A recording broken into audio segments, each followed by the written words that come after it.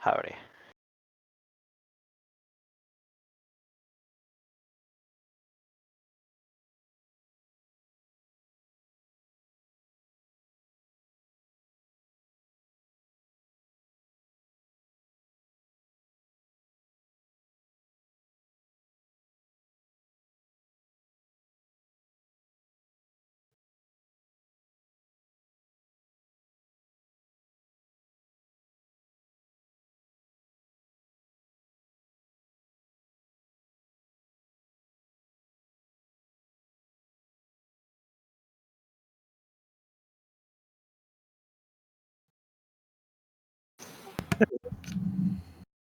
Hello. Howdy.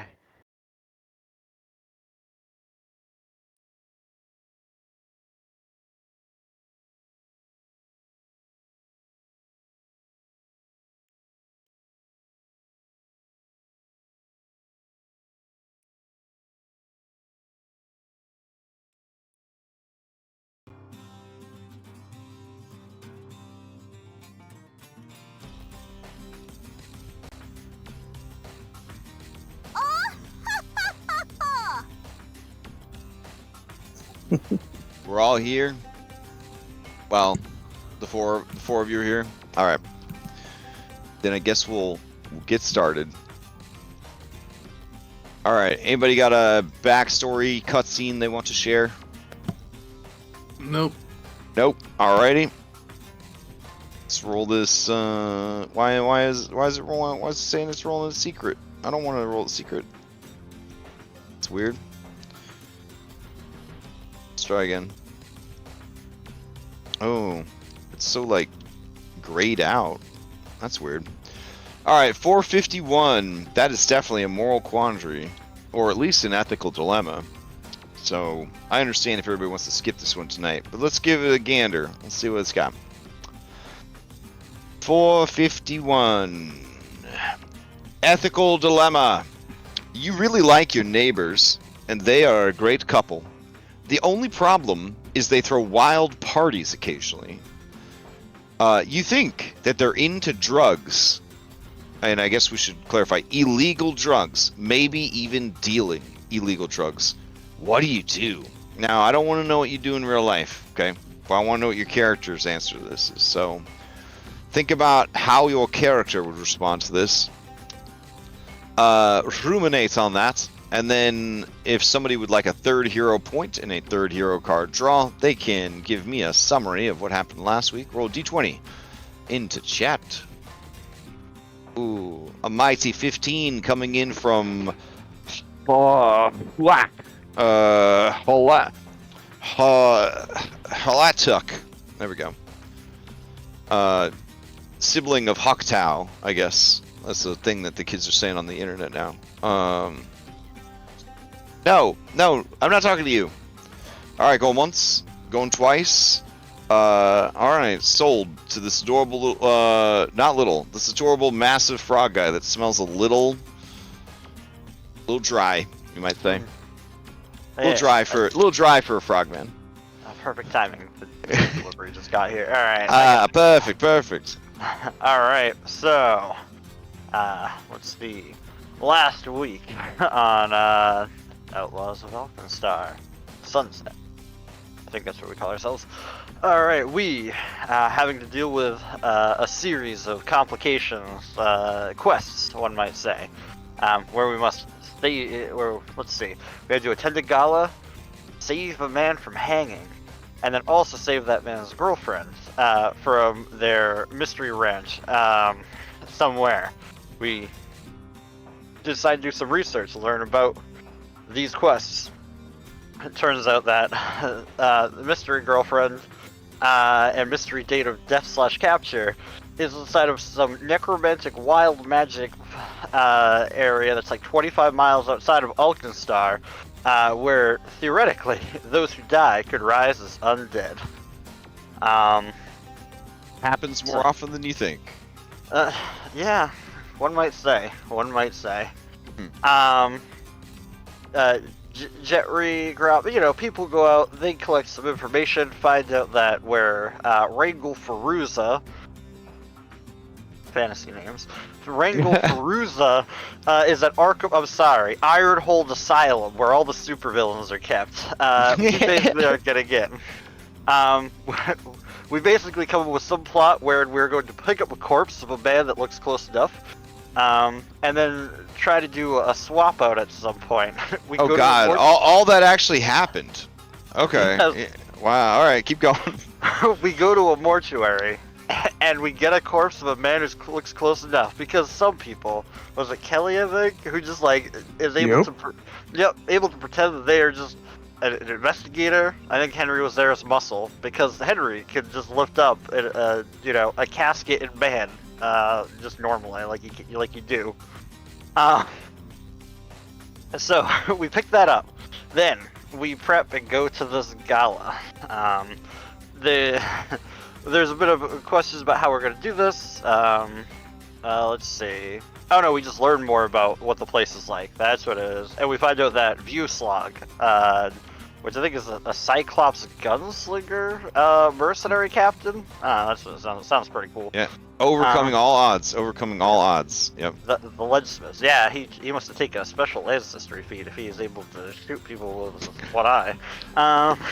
Yeah, adopted ancestry, two eyes. Let's see. We find out additional information of people who would be there and everything. Some people plan to sneak in as waitstaff. Others are just gonna try to go off of their social charm. And Henry must reconnect with Irene Bird, investigative journalist extraordinaire, ex-girlfriend, and he is able to join as cameraman. Let's see. Waitstaff, they get in because, people who dress as like waitstaff people, anybody can get in. Doesn't matter who you are, where you are, it's true. Let's see. I think Kelly has a little bit of trouble getting in, but then catches the eye of Countess Lydia Quickdraw. Is that right? Oh wow! These are some good notes. Yeah, I'm a note taker when I'm paying attention. Yep. It was with Sir Gideon Sharp and Sister Agatha. Yep. Let's see. But yep. The Countess is immediately smitten with Kelly, a serial dater who cares about the look. There's also Irvine, a retired adventurer, I guess. Doesn't matter. Because Kelly gets in. We kind of do a little bit of wandering around, and I think that Grom reconnects with his mom. And there's a delightful and heartwarming scene where he basically has to convince her that he's not a criminal when he is a criminal. It's just fact at this point. That's fun. The Desert Bloom arrives, and Kapiki the pop star. Yep. Just as we get our bearings. Let's see. Lucius the Wolfman, a noted influencer, introduces Christy and Tom. Damn, I did take a lot of notes. Anyway, he's a kitsune. He's kitsune. Oh, is he? I wrote Wolfman. Obviously, I didn't take good notes then. No. It's the only note I have for you. The only note I have for you. You're doing great. Yeah, Henry's sister-in-law. It sounds like she was in charge of wrangling you waitstaff people around, and she's just hating life because, honestly, she lives at Alkenstar. This is the Alkenstar way. You hate your life, but you grit and bear it because you are a proud Alkenstar citizen. Anyways, Grom goes looking around and investigates the business ledgers, and is able to procure information. Henry scares everybody away as Irene does a private interview. And Kelly, he gets rolled up on by Viewslog, who tells him to act like an art critic. Honestly, Henry's personal opinions, Kelly couldn't have given a more accurate description of this art. But people who think that art has value in this world, they highly probably disagree. It was a fumble. It was rough. Then he sneaks away. We're out of disguise. We do not get a surge. Then he breaks some more artwork as the Duchess is led away by some leadsmiths. And Viewslog is very, very much on our, he knows something's up. The goal now, get away with the information we have. Incredible.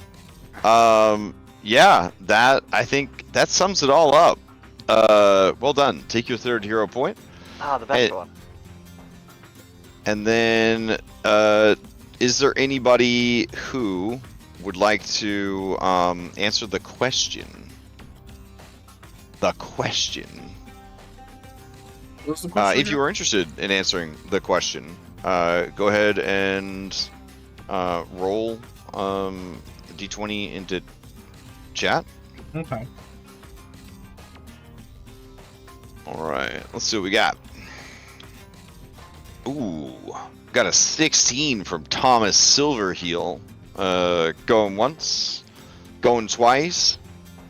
All right, sold to Thomas Silverheel, who may or may not be hiding in the bathroom. Wait, where did you go? Let's see. I tripped in the middle of the. Oh, now you're a room, woman. Oh yeah, hate when that happens. All right. All right, go for it.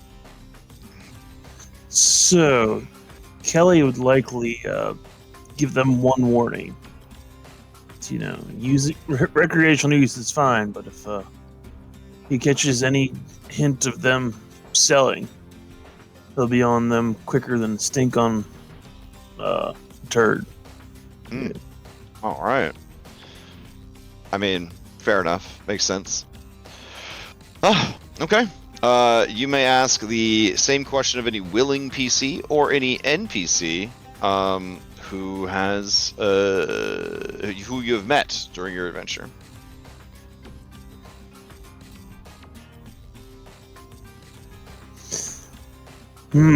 What would the late Jeremy Bean would have said? Jeremy Bean. All right, hold on.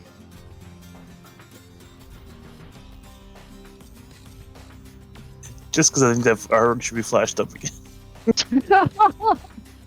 All right, fair enough. In life, Jeremy Bean was the neighbor that was selling drugs and throwing wild parties every once in a while.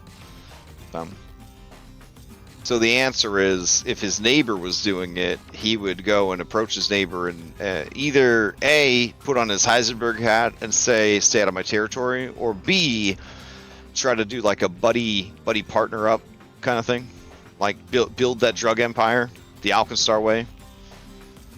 So yeah, that would be his take. So, and now you know. All right. And I think that's it. So let me go ahead and throw this out into chat for you, and then we'll be ready to start. All right. If I sound distracted in the background, it's definitely not that I'm making a bathroom map to throw in onto this map, because it drives me crazy that the Steaming Kingdom had 5 bathrooms and then this place has 0 bathrooms. That's not what's happening at all. Nope. But if you were to go into that room, there might be a bathroom now. Just saying. All right. So Phoebe's going to throw out this factspiration for you. Blah blah. And then we will apply it to your sheet. Right. Here we go. And then I guess we will return to the dinner party.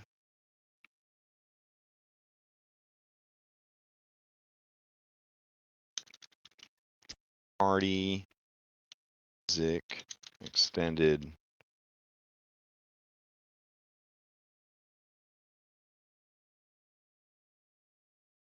100 greatest business. We already did high tea time. Felt like it was a little slow. It's a little slow. Here, we'll do relaxing jazz at a fancy restaurant. Oh yeah. That's what I'm talking about. Bring out the shrimp scampi. Okay. So, you had just knocked over this piece of art. If I remember correctly, I'll bring you over to the map. Let's see, Tombend Suites. Yes, this art right here. Ooh, it loud in this place. All right. Gonna mute my tab. Super loud.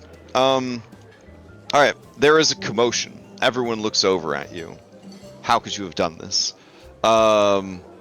It's also at this point that you've drawn attention in this direction, and the most important thing that could ever happen this evening happens. Chopwood sees the desert plume.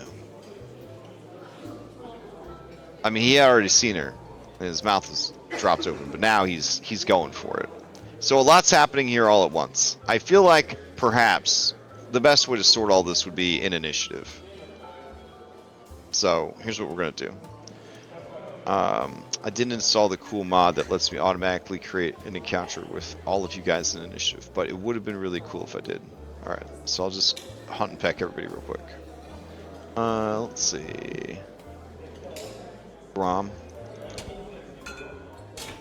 Yep. And then there's Fwog. Irene Bird. Definitely Gentleman Vuslog. Chopwood, who's now a liability despite being B team.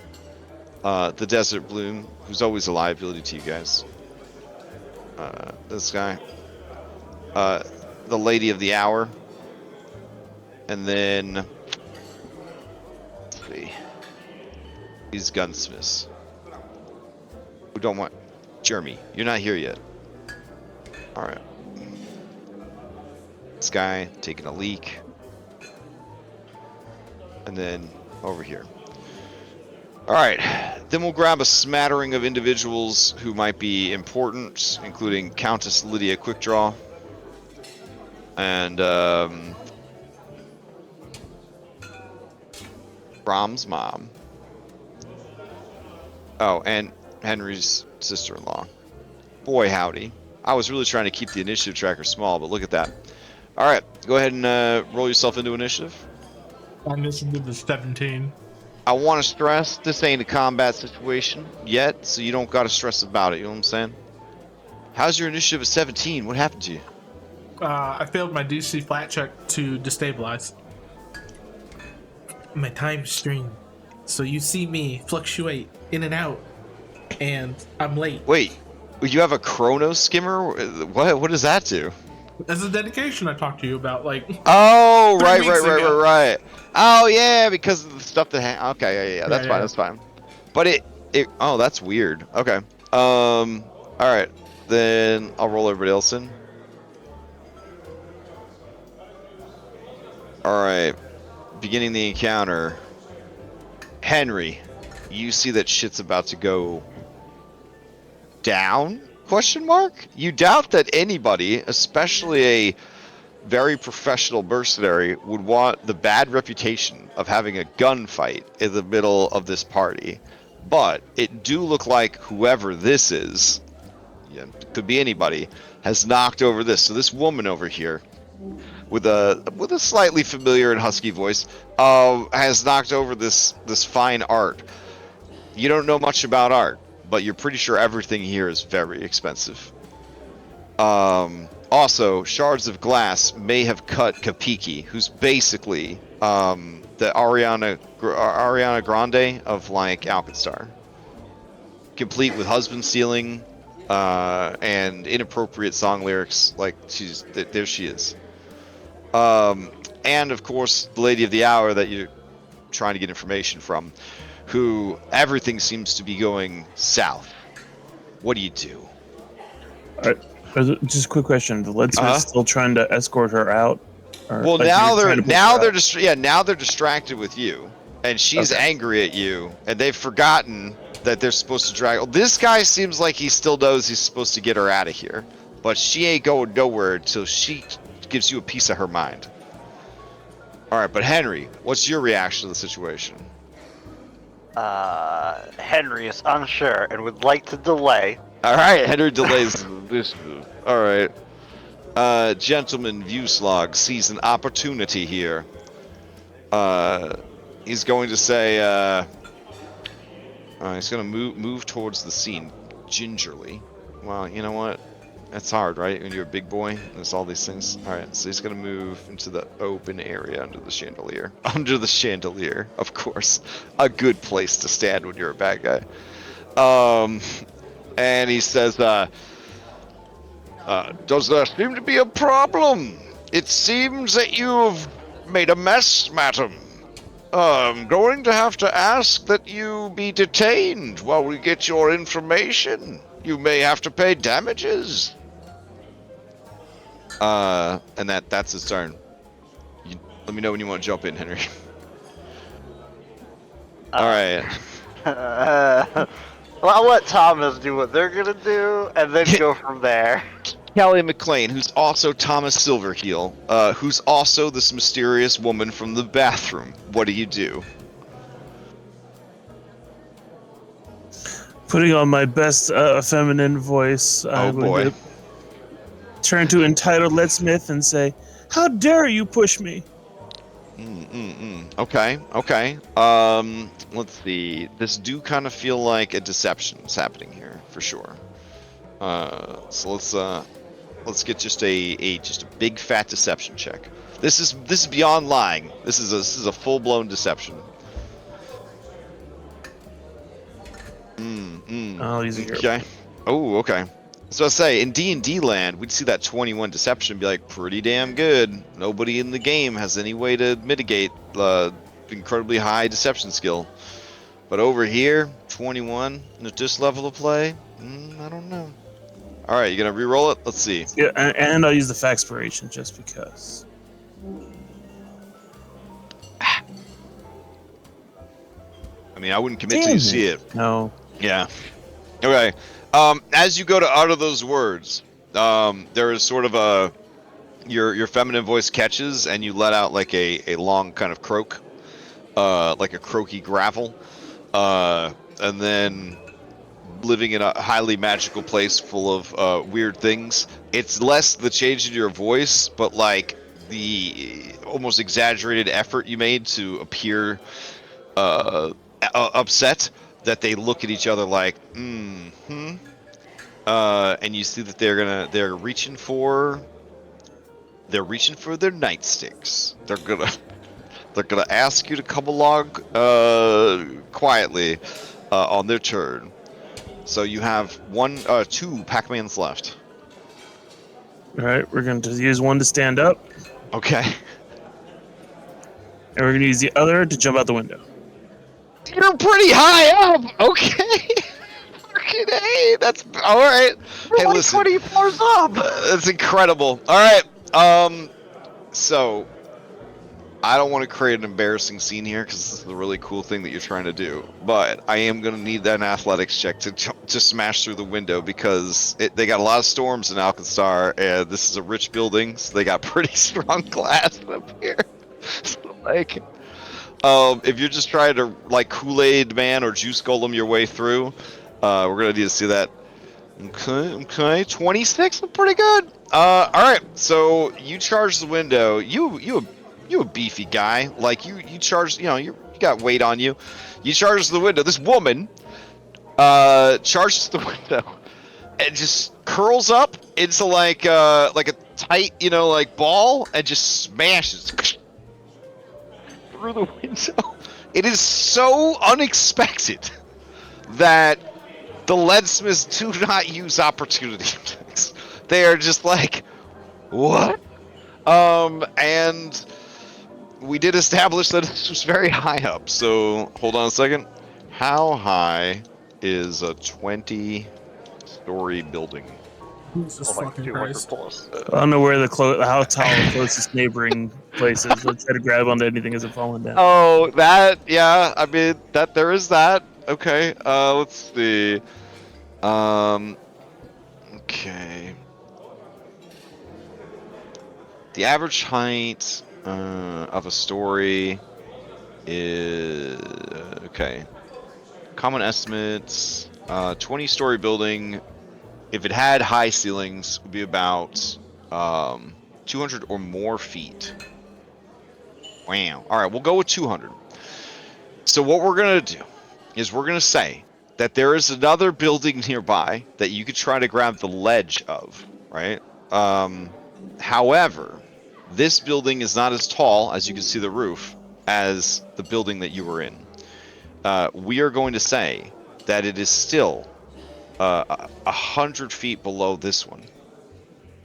but it's going to be pretty important that you make this check. Or, I guess, you do have people down on the ground, so as long as you don't die from massive damage, you should be okay.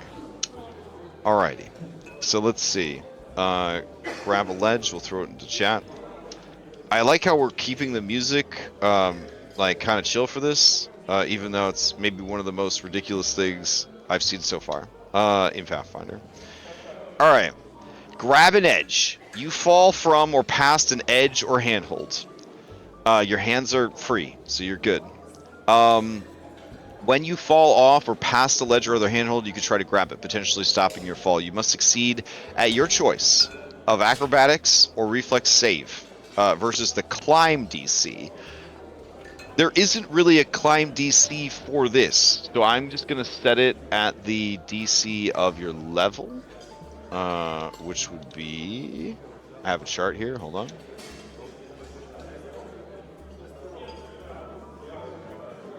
Alright, you guys are level 8, so the average DC for your level would be 24. So I need a reflex 24 or an acrobatics 24. This will allow you to grab the ledge, which has a number of different things that can happen. Alright. Oh! Okay. Hero point? Jesus Christ. Oh no! God, man! I have never seen a less lucky player than I have you. I swear. Alright, let's see what happens. Let's see what happens. Okay.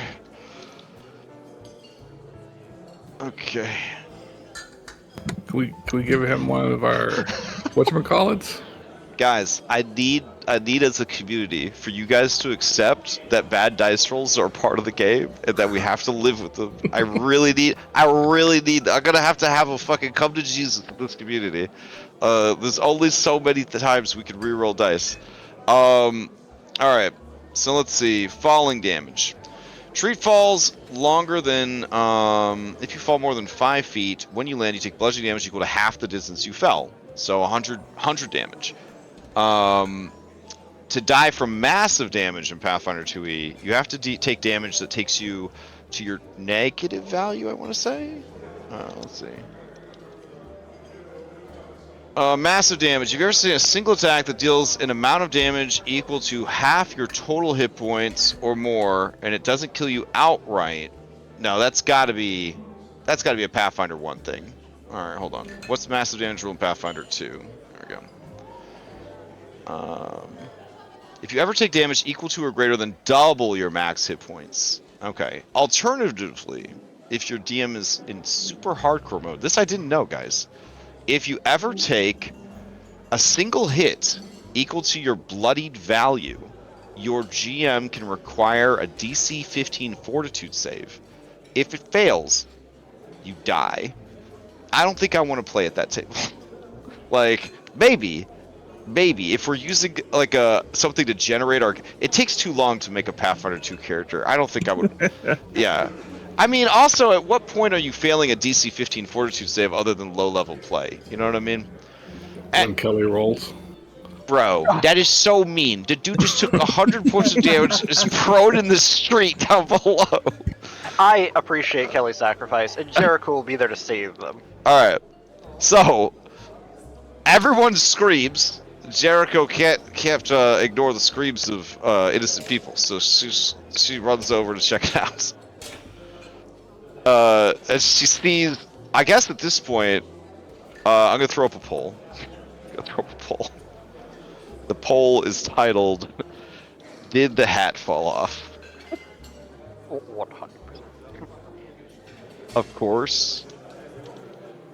Those items wouldn't be falling off. They didn't have them equipped. I don't know why it said it did. Oh no! I'm referring to your hat disguise. I know. I'm just All right. trying to make sure because All right, we're gonna create this one. I need everybody to vote. Also, Henry's gonna join in by taking a picture. Taking a picture of Are you gonna rush over to like block the window and make a scene? Is that the play? Yeah, Or- his plan is to go. Well, he wants to do his duty. Like no one's gonna say anything if he's doing his job. His job's Okay. Superman. All right. So you're gonna rush across the room.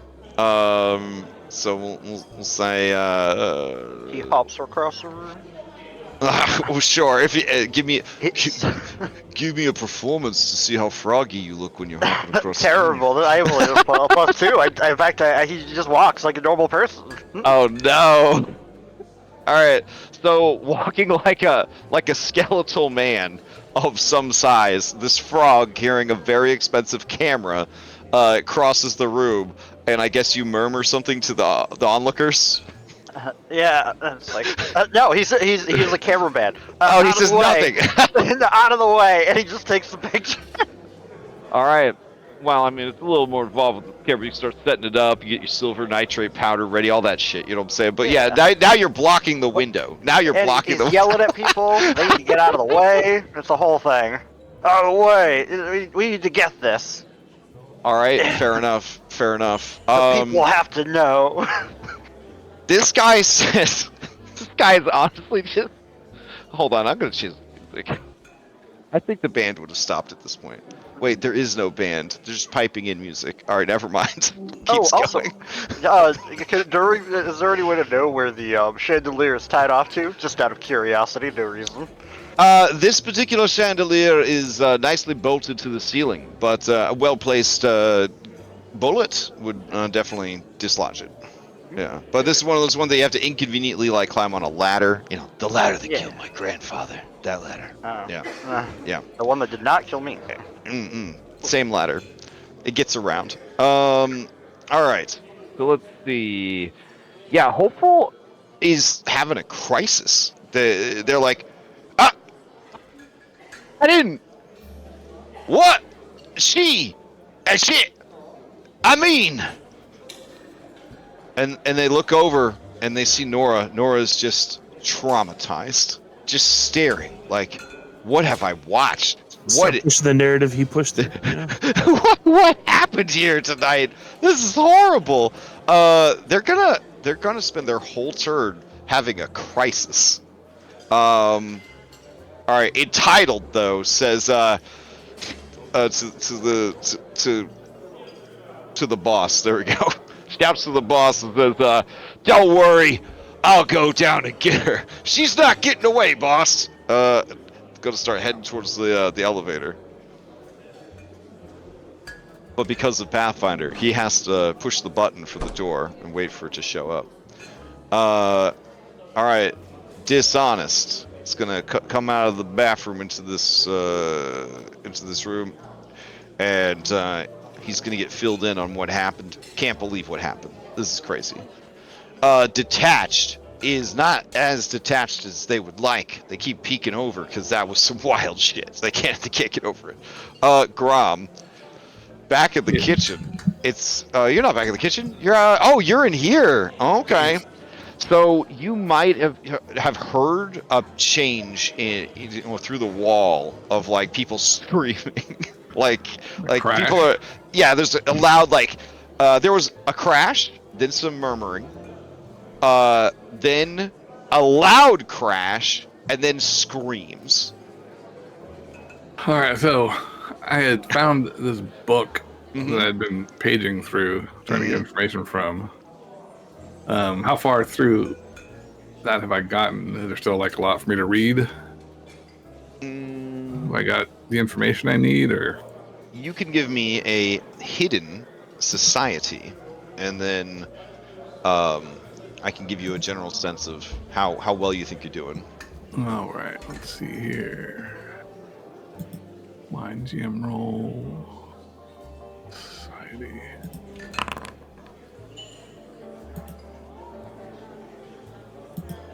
I'll do you the Dom solid and say that if you wanted to reroll the hero point, you certainly could, if you feel this is important to you.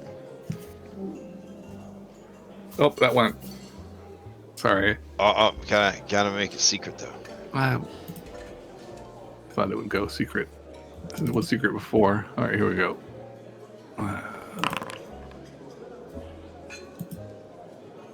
Okay. Well, you know, it is what it is. You feel very confident that you have kind of speedily copied the most pertinent information. All Like, right then. yeah, like you've been. I don't know if you've ever been in the situation where you're like transcribing like faster than you're like retaining the information. Like Right. yeah. So like you're like you think whatever you wrote down, it's good stuff. Like you have copied down some really good shit here. All right, sounds good. I will All right. put the book back, trying to make it look like nobody's touched it, and head on out here to see what's going on. We're still. Yeah. I would say that snatching up your stuff, arranging the desk, would probably be 2, like just to kind of make things like look real nice. So yeah, you're still gonna be in the room. You're still gonna be in the room. Door All still right. closed. All right. Yeah. I'm done. All right.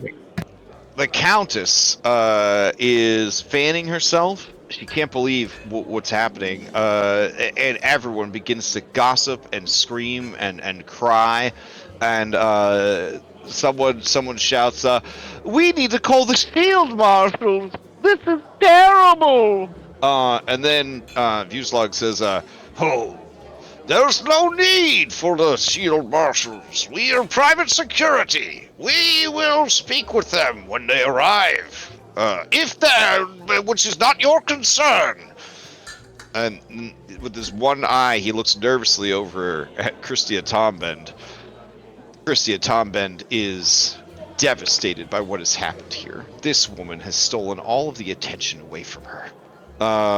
She is going to stride forward and say, "I don't know what exactly that woman's problem was. She was obviously very disturbed. Perhaps this work of art was good." And as she says that, everyone begins to murmur, "Oh, cursed artwork." And then they seem to have forgotten the crazy woman with mental health issues that threw herself out the window. And they're more concerned with how much do you think it would cost to buy the remains of this cursed artwork. And that's how you manage your a suicide at your art function, I guess. She has a LinkedIn learning class you could take. Tranquil Leadsmith says, I'll go down with you, and waits for the elevator. Windy Leadsmith is going to approach you, cameraman. Cameraman, I need you to give me an intimidation. This is a free action intimidation. Okay. All right.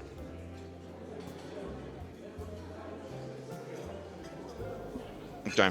He approaches you, but he sees that you're pretty intent on what you're doing, and doesn't lay a hand on you. And he says, "Is this really necessary? It feels kind of gruesome to be taking a picture of this woman. She just died."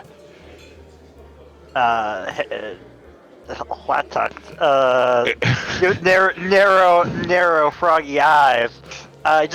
He's got that Nightcrawler, the Jake Gyllenhaal. He just gives that look, like he's clearly disturbed. Oh, jeez. Okay.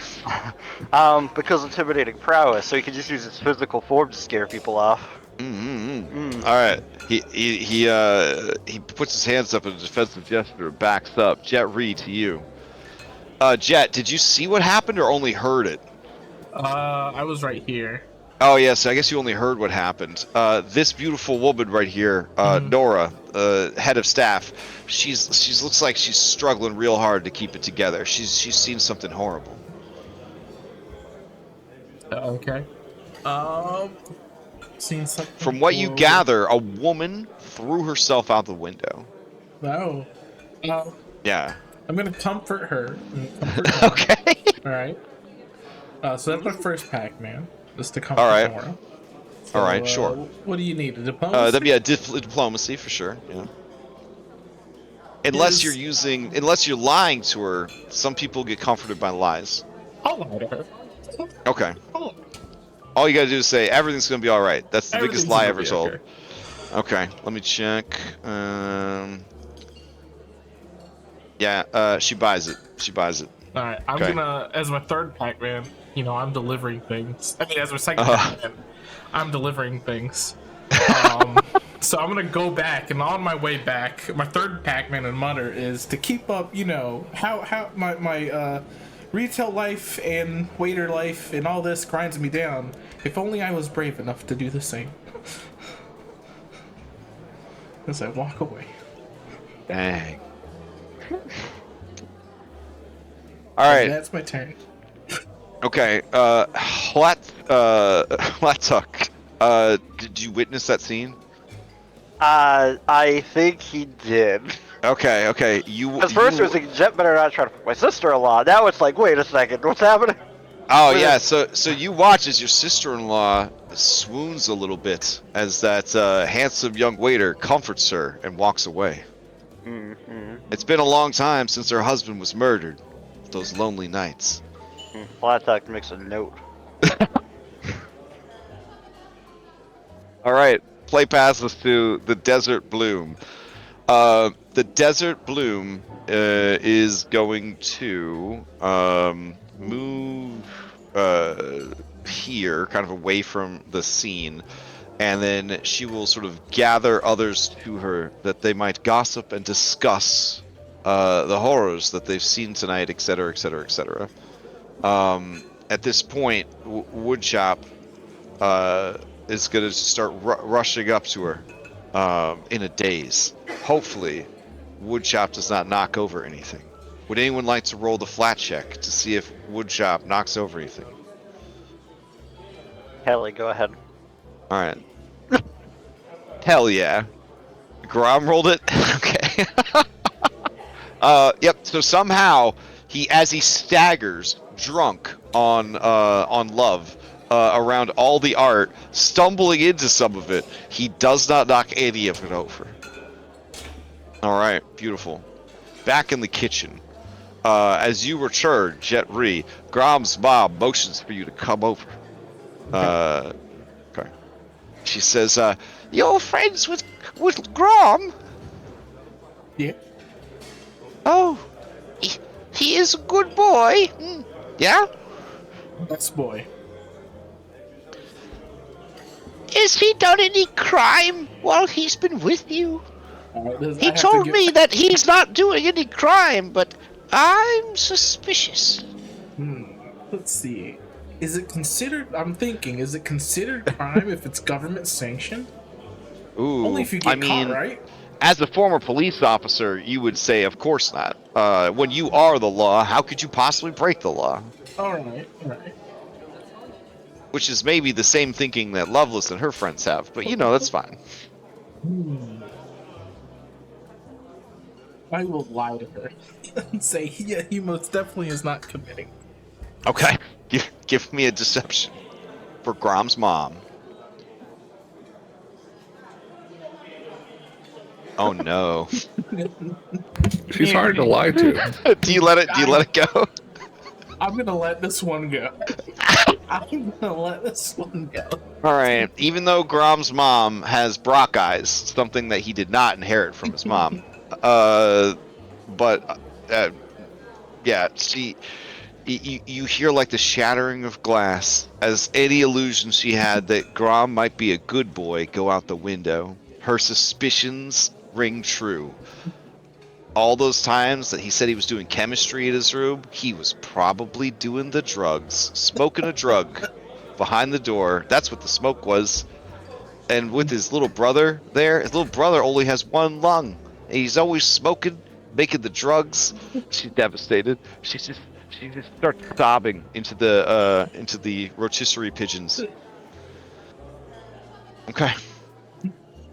Sometimes Nora you is do up. good by the family member. Sometimes you do bad by the family member. Nora watches longingly from down the hallway at this handsome, mysterious waiter who gave her words of comfort when she was having the most destabilizing moments since the death of her husband. She steadies herself though. She gets back to work. All right, Irene Bird, long way away. It's gonna cross the room.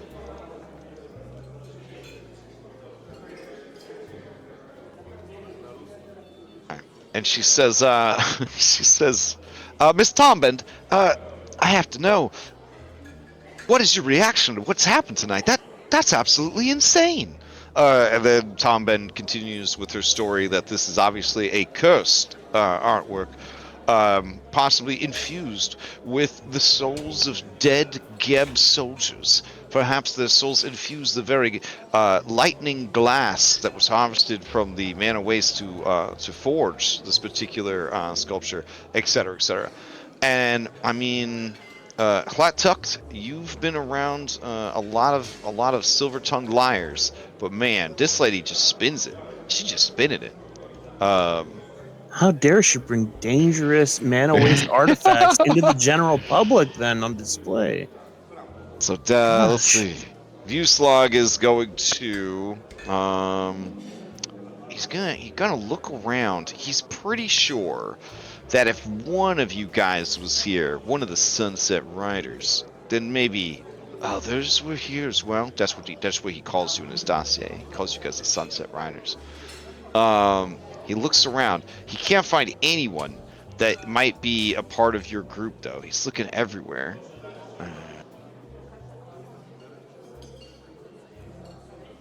Okay, he's gonna spend the whole round using seek actions. He's just gonna roll them over and over again. And he's don't think he don't got a good seek, okay? He's a fighter. That's true. Alright, with his extremely high perception, he starts to notice things that don't make sense. Like how I'd like to see a crafting check from Hlattuck at how he's operating this very, very expensive and rare camera. All right. This dude's in full invest. He's like BBC Sherlock over there right now. He's like BBC Sherlock in it. Hold on, let me check what I have for hero cards before I do this. If the hero card says you're good at photography, you just win Pathfinder. I'll write you a certificate that says winner and. No, but okay. No, there's nothing here that helps me. Okay. Anyways, okay, crafting check. I am at least trained. Okay. Okay. Seems like something an expert would be doing, though. You know what I'm saying? Yeah. I'm guessing that this has nothing to do with blacksmithing. No. Okay. Somebody that knows how to take pictures with one of them newfangled photography cameras would definitely be able to easily get a 25 on this check. Easily. Oh, okay. We'll try. Oh, shit! Alright. So he looks over, and he's like, No. That one is very good with the camera. He's definitely not a Sunset Rider. He's gonna like look around with his next perception check. oh my gosh. All right. He's gonna scrutinize you. He wants to see how good of a waiter you are, Jetri. So I need you to give me a society check. Side Oh, check. yeah, a waiter working this high society event would have to be a pretty good at society. I'm just saying. Okay. Society. All right, Here you let's go. see it. Bitch. My Oh. He says, that one seems a bit untrained, but still pretty good. All right, he's gonna make one last check. All right. Who else does he think might be responsible? Definitely not this guy. He's horrible. Let's see. This nun. Yeah. He looks over at her and he thinks to himself, this is a very unusual place for a nun, especially one from that particular religion. It's probably that Jericho darling. So this nun is going to make a society check. Oh. And he says, I knew it. She doesn't know anything about art. And he's going to run up to this nun. and is gonna grab a hold of her habit and her robe, and he's gonna tear it off. Damn. Because he The knows processor? he knows it's a hat of disguise.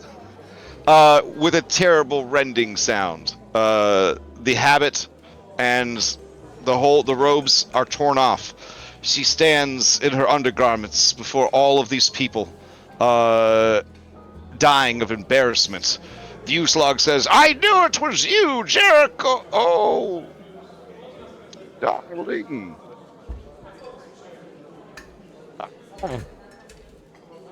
A misstep!" Did somebody else come flying out that window?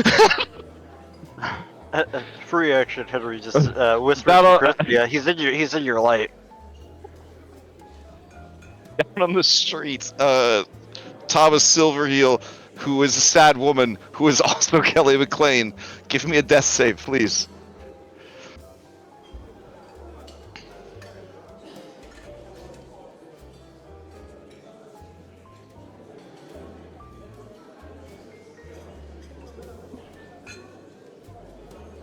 Okay, your life's blood begins pouring out on the cobblestones.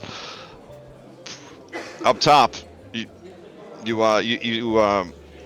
say to her that he's blocking her light. Yeah, blocking your light, and then he keeps using his Nat 20 photography skills as a photographer. Oh, so you swiveled around from the girl on the ground because now the real focus is back on who matters the most, Christia Tomben? Oh, shit. Okay, man. How quickly we forget the people that threw themselves out the 20th story window. Jericho's down there. Yeah. No, I'm saying everyone else in the room. This leadsmith says, "Oh, boss, that wasn't good." And then, you know what? Hopeful's gonna say, "Here, madam, take my coat." And he runs up to her, and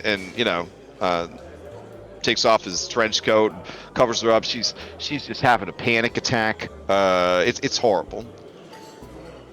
Over here, this guy's like, "This is the slowest elevator in the whole world." Dennis Dishonest is up. He says, "Yeah, well, while you watching the elevator, I'm seeing about the thickest nun I've ever seen in my life. Woo-wee!"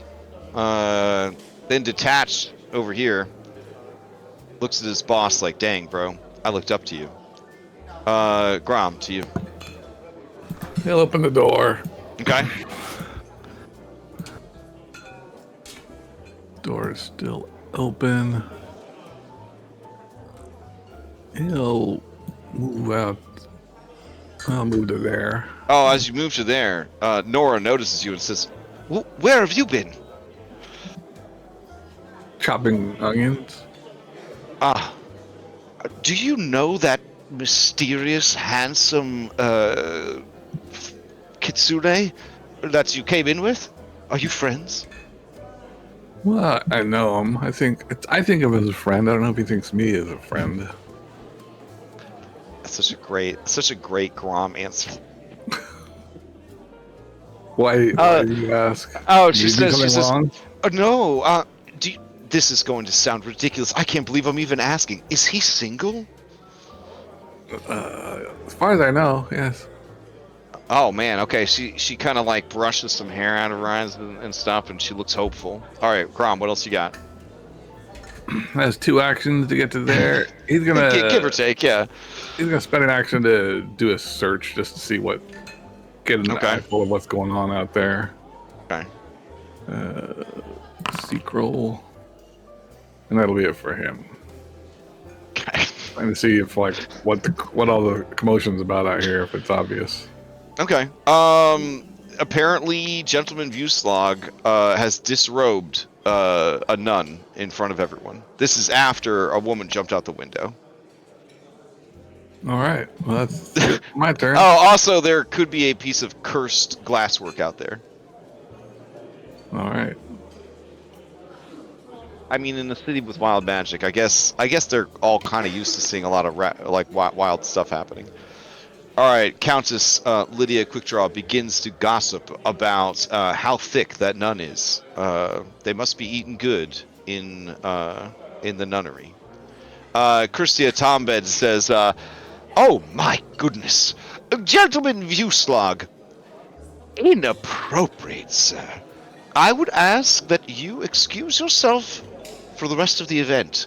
Your men may stay and finish their shift, but you, sir, we'll discuss this in the morning. And she points towards the elevator. His one eye looks downcast as he clutches the nun's habit and robe to his chest, and you see one fat tear rolling down the bridge of his nose.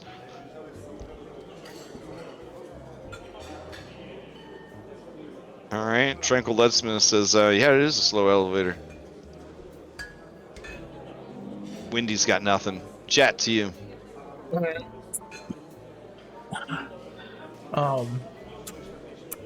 Jet, I mean, Grom's mom is in a lot of pain right now, a lot of emotional pain. She doesn't blame you. In fact, she's glad someone finally told her the truth. But, I mean, she could use some comfort. Could use some comfort. Alright. I'm gonna tell her that though while Grom is not, you know, the best influence on her other boy, right? He's been doing a fantastic job at being a father to an orphan. and he's very religious still and still believes in his religiousness stuff, and he prays. Okay. And he's still a good boy. And I guess diplomacy?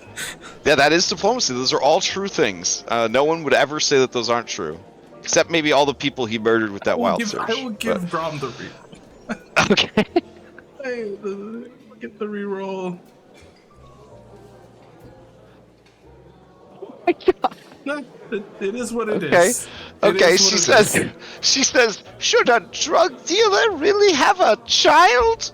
This just gets worse and worse. I'm going to have to call protective services. There's not such a thing. Dealer? There's no such thing as child protective services. Grom has never been a drug dealer. I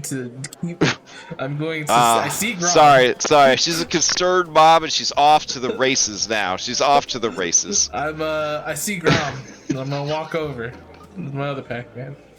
I'm gonna come over to Grom. And it's like, I don't know what it is about your mom. I just can't lie to her face. It's so hard. You're gonna have to deal with this. You're gonna. I'm gonna go jump out that window instead. Please don't. No, Nora says, no, please, no one else jump out the window. Wait, your mother works here? Yeah, I guess. And then this is how culturally advanced Nora is. She says, "Who's your mother?"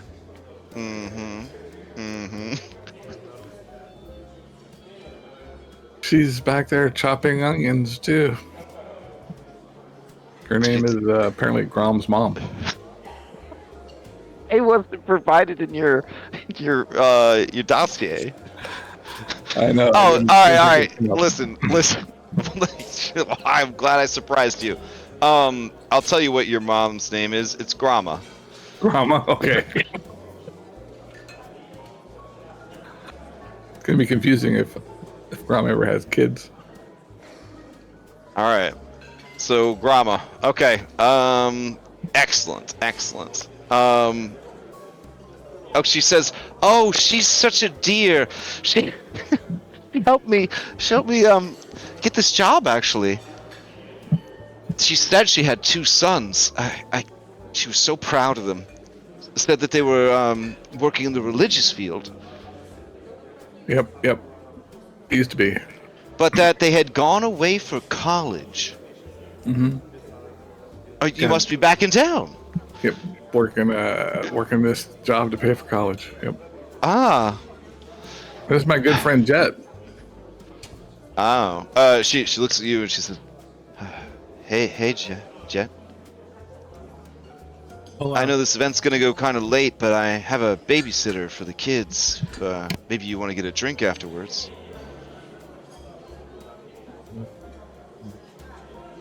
I look at Grom. And then I look at Grom. It's like, do we have plans after this? What was that? Do we have plans after this? I think so. Okay. I'll have to ask my other friends. Maybe we'll be able to invite you along. You know, I could pencil you in maybe at another date. You know. Oh man. Okay, yeah, she's a little crestfallen at being penciled in and grouped with friends. Hey, she says, you gotta look at it, right? I have, before we met, I had a life of, my own. I gotta, I can't just drop everything for every pretty girl I see, She blushes and says, no, I understand. I came on too strong. What with me being a mother and everything, I'm sure a young, handsome man like you wouldn't have time for an old crone like me. I need to talk to her. Do I know this is Henry's sister? I don't think so. No. Okay. Nobody all right. knows? Nobody knows. All right, then I'll just keep on keeping on as I am doing. I do ask her. I was like, I need a refresher. Can we go into the other room to talk? Sure. Like, I'm gonna follow Grom once it comes back, because I don't know what I'm supposed to be doing anymore. I'm so caught up in this. I'm so caught up in this role. I think it's time for us to leave, actually. No, I mean, no. I'd the appreciate it. I would appreciate it if you left. I mean, there's more adventure to have, but you can stay here as long as you need to. Did we complete the mission? I have no idea. I mean, the longer. All right. It's also worth noting that these are not 6-second combat rounds. This is just a social encounter broken down into rounds. Okay, so this is many minutes are passing as okay. Desert Bloom gathers more people around her, discusses all the gossip and everything that's happened and whatnot. All right. Brom's mom weeps quietly in the kitchen, cutting onions, or realizing that everything she thought about her baby boy was a lie. Everything you read in the papers, maybe it really is true. Dang. Nora, this is the first time she stepped out of her comfort zone since her husband was murdered. She realizes that she was a fool. She needs to just focus on raising her kids and, taking care of her family. There's no time for Nora or Nora's needs. Irene Bird says, continues to get more information because she's actually here to do her fucking job. So she's just going to keep interviewing Christina Thombend. Top of the round. Gentleman Vuslog hands his associate the nun's clothing and excuses himself. Once he's out of sight, he wipes that tear away. And you hear him down the hallway say, "Why is this elevator so slow?" I need a saving throw versus death from Kelly. All right, fair enough. At this point, Jericho, you would hear Jericho's voice through the haze of death, and she would say, "Oh wait, what was the final result on that poll? Did we ever figure out if the hat fell off?" Hat fell off. Okay, then she would see Kelly in the street. She would say, "You okay, Kelly?"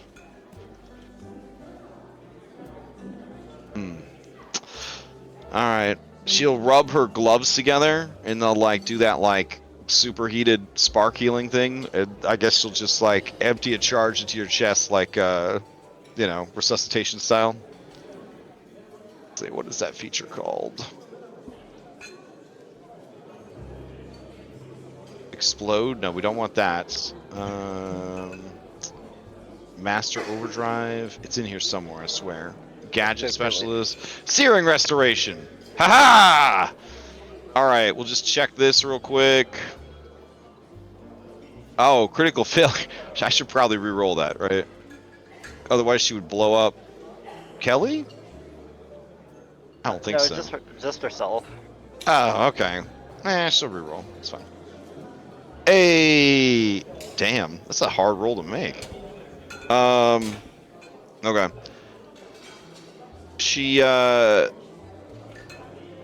No, I don't think she'd succeed at cost. Just let it go. All right, so she blows herself up. She is going to deliver some heals for you. It would be, let's see, at 3rd level and every 2 levels thereafter, increase the healing by a D10. So it's 3, 5, 7. So it'd be 3 more D10s coming at you.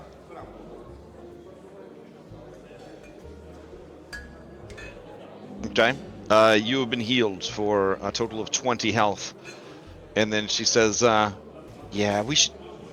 She looks all the way up 20 stories and says, did you jump out the window? Yeah. Okay. Cool. And then you guys just walk off map. Alright. Well, some lady jumped out the window. I just landed on the street. Fair. Boomer shouts, hey, you, Your hat. taking glass and blood out of it. All right, you watch this out of the corner of one of your giant frog eyes, up top. You know that they've successfully extracted Kelly McLean from the scene. It's a good thing that Jericho's player was in Europe for the last 2 weeks. Yeah. The plan all came together at the end. You're up, Henry. I honestly believe Jericho would have knocked over more art. Like, if they were here inside, I would 100% believe it. Like, intentionally, to cause a scene. Henry, social encounter, he's doing his job to assist the lady who's trying to do her actual job. But, he tries to finagle himself this way, so with his spider perception, he can continue to listen to whatever the hell's going on over here in this situation. Oh, man, okay. give me a seek action, right? Yeah. Yeah, let me... Hold on, I probably have to target something. Hero target, seek. And... Oh, dang. Okay. You hear Nora's, not her inner monologue, but her quiet whispers to herself. She admonishes herself for being such a fool. Your husband hasn't been dead that long. It doesn't matter how lonely you are. It doesn't matter how sad you are. Those kids need you. You need to step up. You need to stop chasing girlish fancies. Sure, he's a great guy. He's super handsome, but he's too busy for you, and you're too busy for him. And the only nice thing you need in life is to put a nice meal on the table for those children. You can see tears welling in her thick eyelashes as she kind of blinks them away, smiles at the very rude rich people who are gossiping about this woman who threw herself out the window. When he has time, he might make his way over there, but I think he has to keep doing his job because I think we might still be able to get useful information. He's dedicated. All right, fair enough. 30 photography skill apparently. All right. I'm gonna say that 20 was indicated that despite them being incredibly rare, your foreman, like at the work site where you used to work, made you learn how to use a camera so that you could teach him how to use his new camera. One of those situations, you know what I'm saying? Mm-hmm. Yeah. Yeah. Like, you obviously could never have afforded a camera like this, but like you were picked out of everybody on the site. They were like, he'll know how to do it. Yeah. And maybe it was even done as like to try to make you look like a fool, but then you just dug deep. You got that grit. Maybe it was a natural talent. I don't know. Wow, I feel like you're channeling something there that I also feel. All right. Then play would pass to all these guys. At this point, with you hear the ding of the elevator. Vuslog and those two guys head into the elevator. They're going to go downstairs. They're going to find the woman's body. They're going to call the police. They're going to do all the things they're supposed to do. The nun is led away by Hopeful Leadsmith. And take it to the restroom so that she can tidy herself up, put her clothes back on. All right, Grom, to you. I tell Jet I think it's time for us to go, and I'll head on out here.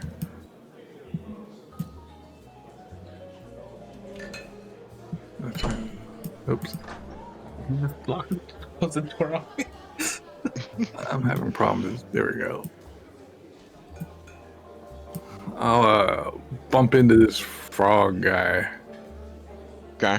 kind of get his attention, and put my finger upside my nose as I push past him. Uh-oh. Get down here, and I'm not nervous at all while I'm waiting for this elevator. Think that goblin just picked his nose. All right. So, let's see. Dishonest says, he says, "Hey, where you think you're going?" And then Hopeful says, "Man, a woman threw herself out a window. Maybe the little guy just needs some fresh fucking air." Yeah. And then he covers his mouth because he doesn't want the sister to hear that he did a swear out in the hallway. My father threw himself out a window when I was a baby. I can't handle this anymore. Oh my God. Hopeful says, "Do you hear that?" And Dishonest looks at you and says, "I'm sorry. Very insensitive of me. Is this a really slow elevator or what? It's, oh boy. Let me tell you how slow this elevator is." Why don't you tell me about it? How long have you been waiting? All right, Countess is up. Yeah, I mean, she's just gonna join the throng of people gossiping. This is a very exciting evening. Is the general thing, like, they can't believe it. A woman threw herself out the window. We're gonna be talking about this for the rest of the season. All right, Christia Tombend sees that there's a lot of action over there. Doesn't involve her, as she just pushes herself to the front of the crowd. All right. That live art piece. All right, Jet, to you. Alright. Let's see. Are we really done? I don't know. I don't know. We're done here. Did we forget what we were here for? We're here to dig up dirt on Loveless, but Grom might have picked some stuff up, and we interviewed this lady for a while that was represented by an intimidation check to get time alone so that Henry's ex-girlfriend could procure information. First move action is to get out of there. Okay. There's I give her a pat on the back. She's doing a good job. Nora's doing a good job. Keep it up. Keep it up. Oh man, you sent shivers down her spine. She doesn't know what to do. You just toying with her like she's a yo-yo. Let's see.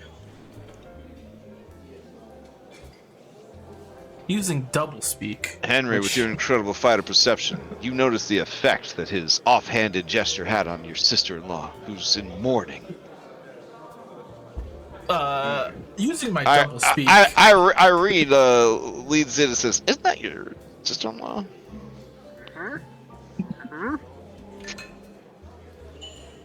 Drama.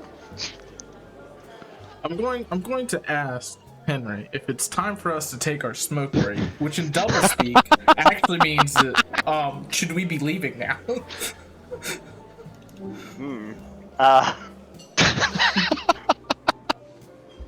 And he understands that because he's an ally who's traveled alongside me for at least a full week to discern my true meaning.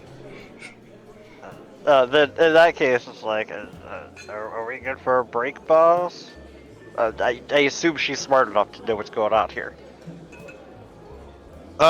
She looks around, she lets out a sigh, and she says, just leave the camera with me. I gotta finish up here.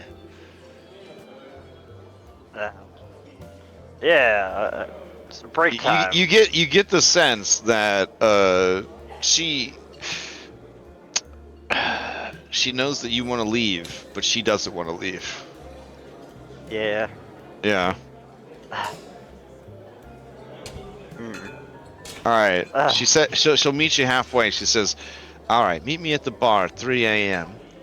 I'll let you know everything that I find. Henry would love to continue doing his job. He doesn't honestly trust himself.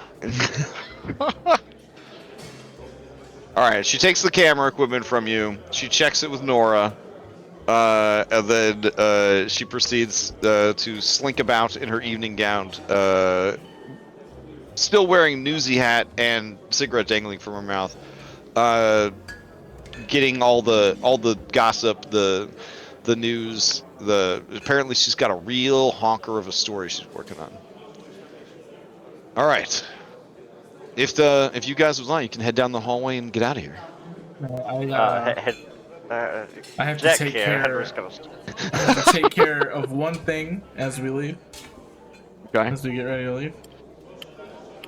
Oh no! As you see you approaching, Woodshop clings to this glass sculpture that you're standing next to, and he says, I'm not going anywhere. She's here. She's here for me. And I'm here for her. I've been getting complaints from the other patrons that you've been getting too What? fancy. You We have what? to go. We have to go. I'm sorry, sir. Oh. I'm sorry. Tom Ben looks over, and it's like she's seeing Chopwood for the first time, and she says, "Ew! Get this creature out of here!" Yep. See, you just. And Chopwood says, I'm not a creature. I'm her boyfriend. Friend. As she friend, says, as I drag friend, him away. Friend. Drag him away. Desert Bloom looks at him like Thanos looking at the Scarlet Witch. And she says, this is going to be hard to hear. She says, "Who are you?" And at that point, Woodshop passes out. All right, this is gonna be easy then. I apologize. I drag him out. Okay. Sorry, excuse me. Sorry. Let me get the riffraff out of here. Yeah. All right. Excuse me. He's very light because of his hollow bird bone. I stopped by the Windy Leadsmith. I'm gonna take care of this guy. Okay. He's He said you heard the boss. Get that thing out of here. Yep. And then I come by to the elevator. I'm like, you guys been waiting here for a long time? The door opens to this beautiful bathroom that's always been there. Haha. Aha. And then you see the nun look out at everybody in the lobby, and then Hopeful says, "Ma'am, everything all right?" And she says, "God tests us in many ways. I will endure the shame." And she heads back to the party.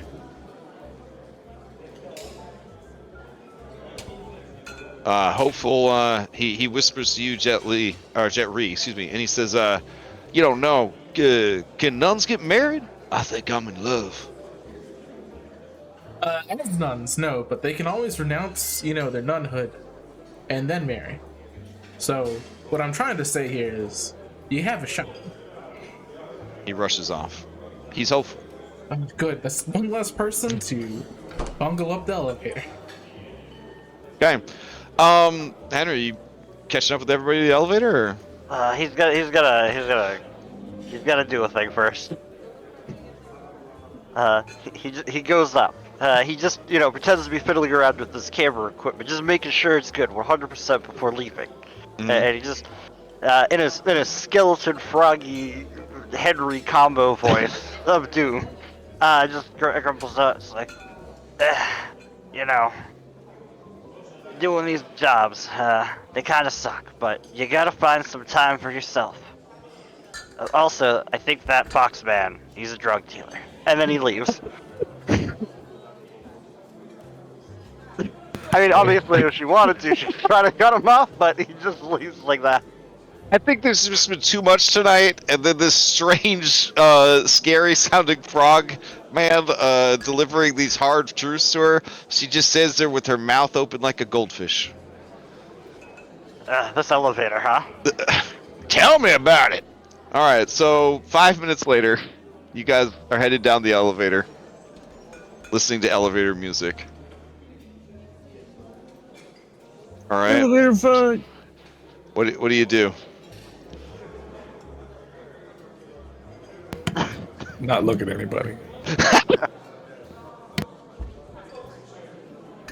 All right. Are we the only ones on here, or is the Well, I mean the elevator operator's there. the lightsmiths didn't get on with us? No. Okay. What if somebody throws themselves out a window again? This game. What is this game we're playing? All right. However, when you get to the ground floor and the elevator doors open, let me see. Are there even doors in this elevator? I think it's just I'm supposed to drag you into and out of the elevator. All right. So when you exit the building and the elevator, Vuslog is there. He's sitting on these crates. And then this guy is explaining to him, yes, sir. Wherever she was, she's gone now.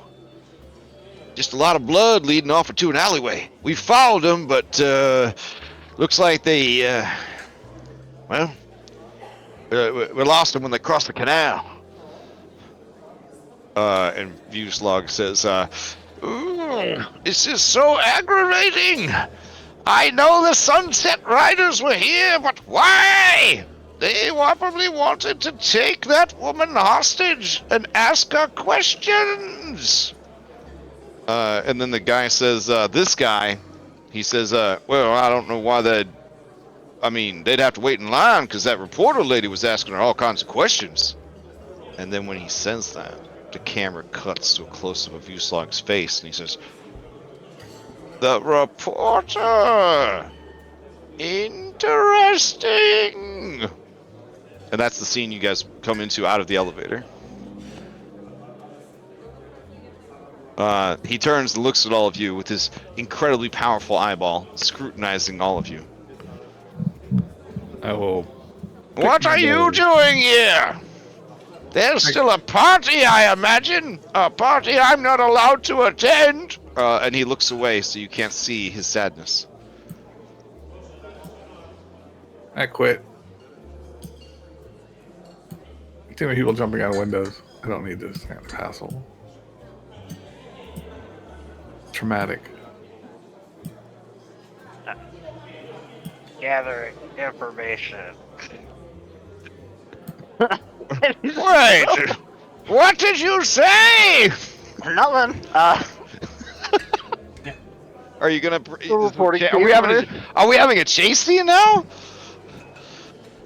Why Sounds would we like get chased? We're just walking away. Oh, okay. He's gonna say, "Wait! What do you mean gathering information?" A story. Yes, you, the most amazing and competent photographer I've ever seen. You are here with that bird woman, who is a known entity. Why were the two of you interviewing her? Were you trying to get secrets? Reporter. News stories. Gala. Alright, you feel his eye burrowing down on you. Burrowing into your soul. Give me a deception. I know, okay, this is not gonna pass.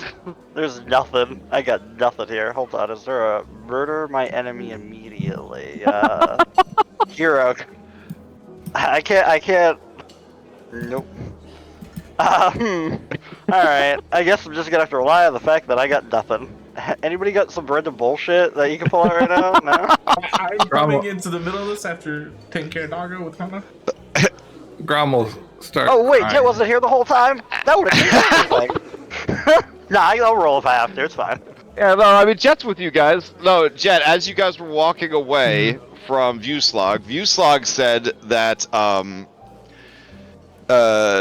he was having a conversation with one of his subordinates that he knows the Sunset Riders were here for a reason. They must have been trying to get information from the host. But for what reason?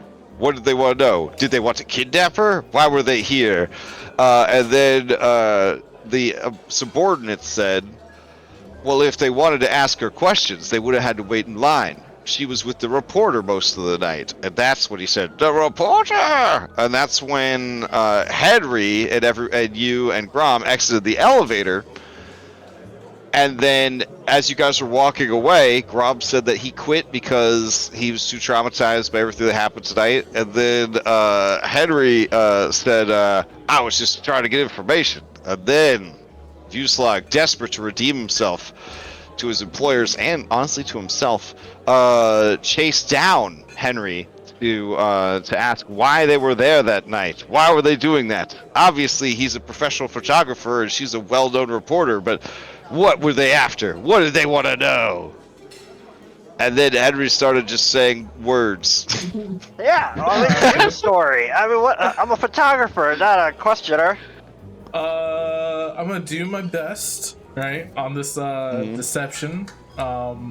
You know, based off. All right, your deception's gonna have to help. Will be used to help Henry, but Henry's still gonna have to roll his own. Alright. This would be I'm rough. explaining. I was like, have you ever read like a column? Like, the people want to know what are the richy people eating? What's the in? What's the out? What's hot? What's new? You know, like what are you wearing? Okay. Like, Yeah. yeah. Give me that deception check. Ooh, are you an expert in deception? I am a master in deception. A master. Oh shit. Okay. Let's see. All right. If you're a master, you could provide up to a +3 bonus, but you're going up against his passive perception, which is quite high. Oh yeah. So a 34 was not a critical success. So you do provide a +1 bonus. Well, no, you're just assisting, so you're getting higher than a 25. So yeah, okay, you would do because they changed the assist. Okay, so you're providing a +3. So Henry, you have a +3, but I'm gonna be honest, you're trying to hit a 28. I have to roll a nat 20. Oh my god. Well, I don't have any social skills besides intimidate. I should have started yelling at him. That's what the next plan is. Well, you don't even know how to do your job. You're telling me trying to do mine? But alright, we'll give it a roll. Nope, not even close. I got 3 hero points. Let's roll one and hope for 20, because at least it ups. Well, it was when you got a nat 20, it ups the type of success. So, Oh, fair. Oh, that was way worse. Okay. Okay, he says, wait a minute, now I'm very suspicious! You received a combat request from Gentleman Vuslag. He would like to move on to a different city map so that you guys have some room to move around. You can decline, but then it would put you into a chase scene. Alright, do you guys want to chase, or do you want me to kill him? So you knock him out. It doesn't matter to me either way. Are you confident you can do it? Because if you're not confident, we should go into a chase scene. I'm never confident in this system about anything. I was about to say, these guys all have guns. I will throw that out there. I think we should move to chase scene. There's 3 of them and 3 of you. Yeah, that's true. Yeah, I think a chase Alright, scene. let's chase scene it. Alright, chase scene in it? Okay. Alright, let's see. Okay.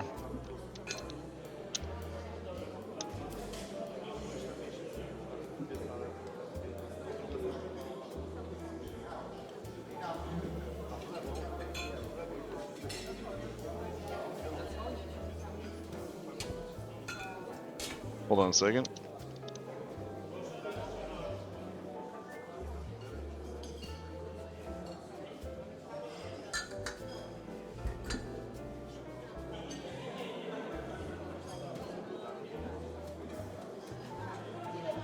Alrighty, change the music out. We're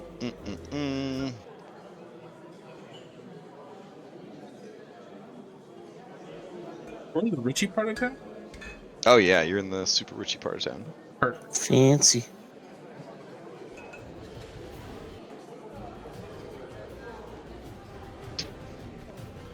Alright. So the first thing you're gonna need to do to initiate, as part of the chase scene, is obviously get some distance from Vuslag and his crew. So, basically, for this part of the chase, to initiate it. The obstacle is going to be distancing yourself from the target.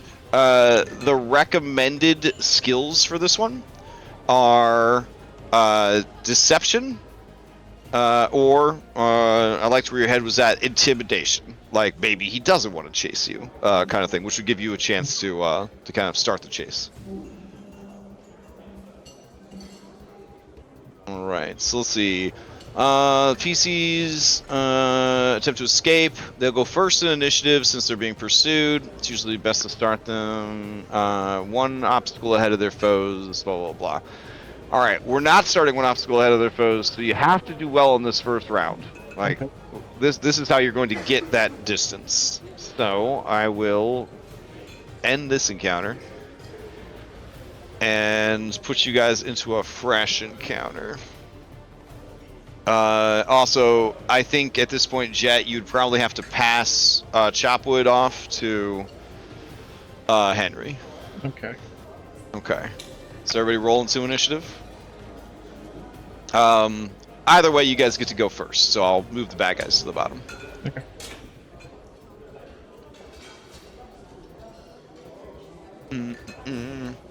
Okay. Let's see.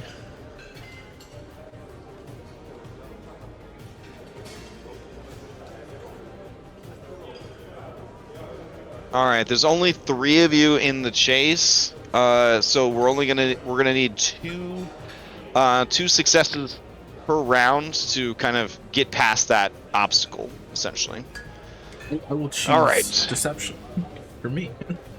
Oh yeah. So here, I'll roll the others in, and I'll move them down to the bottom now. All right, and we'll begin. Henry, you're up first. Recommended for that. Recommended for this is deception, to be like over there, or intimidation, like you don't want to mess with us. But you can do generally in a chase scene in the city, society, perception, and athletics and acrobatics are all very strong, skills that you could use. Okay. At your current level, you bullshit and make up your own checks are going to be DC 25 or higher. The recommended ones are going to be DC 22. So they're going to be 3 easier if you do one of the recommended ones. And then for this particular challenge, the 2 that are most important, the intimidation or deception, those are only going to be a DC 20. Alright. Henry's going to start off by showing how big, I don't know, frog tough he is. Let's a horrible skeletal croak Okay. at Mr. Vuslog here, or Gentleman Vuslog, give him his appropriate title. And he is going to try to intimidate, do like that snake eye thing. All right, 29. It's almost a critical success. That will count as 1 success. Yeah, so you give him this look like, you don't want to do this, bro. And he gives you a look like, yeah, here you go. You bug out your frog eyes at him like, you don't want to do this. And then he bugs out his one eye at you and he's like, I've had a rough night. Maybe I do. All right, Jet, to you.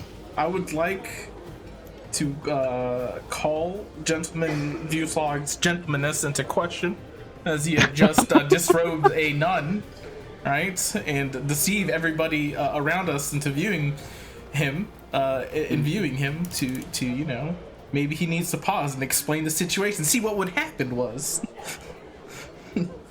And here's my deception. Oh. Okay. Yeah, so you crush it. As you addle his mind with doubts and regrets, Grom, you don't even have to roll. Excellent. All right, so the 3 of you break from the pack and start running away. At this point, we will enter the theater of the mind as you guys run off map, initiating the chase scene successfully. All right, the first thing at this point, by the way, Jericho and Kelly, you guys are with Boomer nearby. So I'm gonna say around the third check, you guys can rejoin the party. All right. So as you guys are rushing into the next round, or the next check, I should say. Let's see. These guys, they have to roll to see if they can keep up with you. All right.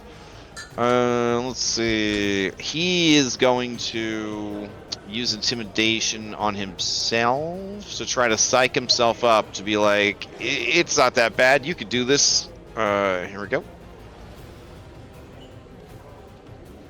Okay, yeah. So that's the 2 successes that they needed for their team to pass. And then, let's see.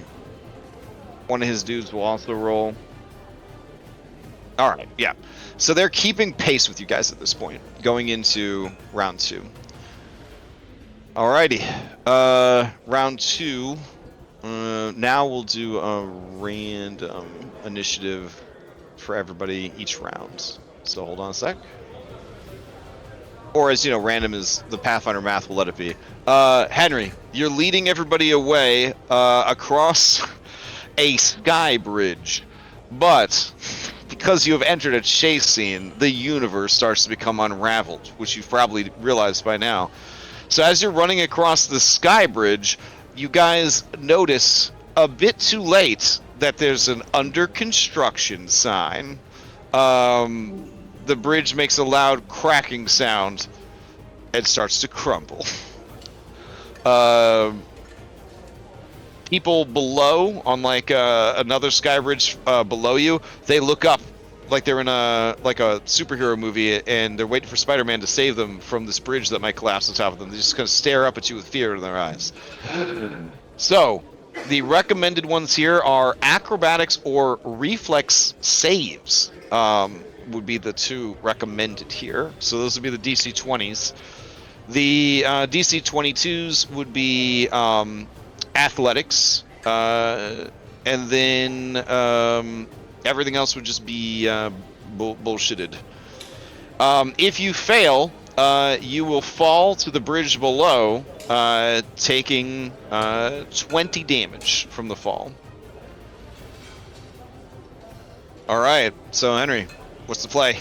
He's gonna use athletics. All right, 22 athletics, just run across and leap and make it. All right, go for it. All right, here we go. He's also making sure that woodchop is extremely visible on his back, hopefully using it as a circumstance penalty to his enemies, because they don't want to be near him.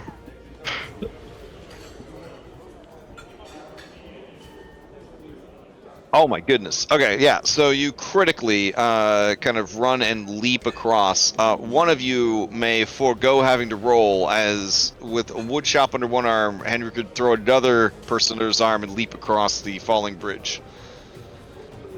I have a 15 Grom for acrobatics, so that's the best I could get. Oh, okay, fair enough. Grom, do you just want to? You guys want me to roll? Is it my turn No, yet? I'm Well, asking if you prefer not to roll. Henry rolled a crit again. He could just carry you along with him if you want. I've got like plus 17 on acrobatics, so. Oh shit! Okay, yeah, all right. All right, Grom, your last initiative. Let's see how it goes. Gentleman of Uslag is up. He'll roll his jack. He will also just athletics his way across. The only way I could fail this is with a natural one. All right, and he grabs one of his dudes, Strikeable, and he jumps across after you guys. This other guy's gonna roll. Oh man, guys, everybody's just crushing it. Jet, you don't have to roll. You got carried across. The Leadsmiths all got carried across. Grom. All right, no problem. So you guys make it across. You keep running into the next round. You know what worries me about this is that if there's something he's going to fail, Henry's going to fail it too. All right, as you guys enter round 3 of your chase, you guys try to cut through a series of opulent rooftop gardens. They're filled with exotic plants, fountains, and decorative statues. Getting through here is going to be quite difficult because there is also an alarm system. So the recommended checks here are athletics and acrobatics. However, because of the obstacles here, the DC for this challenge is going to be higher than normal. So all of the numbers that we've listed are up by 3. So you're looking at a DC 23, 25, and a 28. The secondary skill that is recommended here is stealth. If you fail to navigate through here, you will be slowed down by hungry carnivorous plants, and it will impose penalties on your next chase challenge. Alright, so entitled Leadsmith, I mean, they're just going to keep crushing these athletics checks. There's a bunch of fighters, so maybe? Oh yeah, no problem. Henry, to you.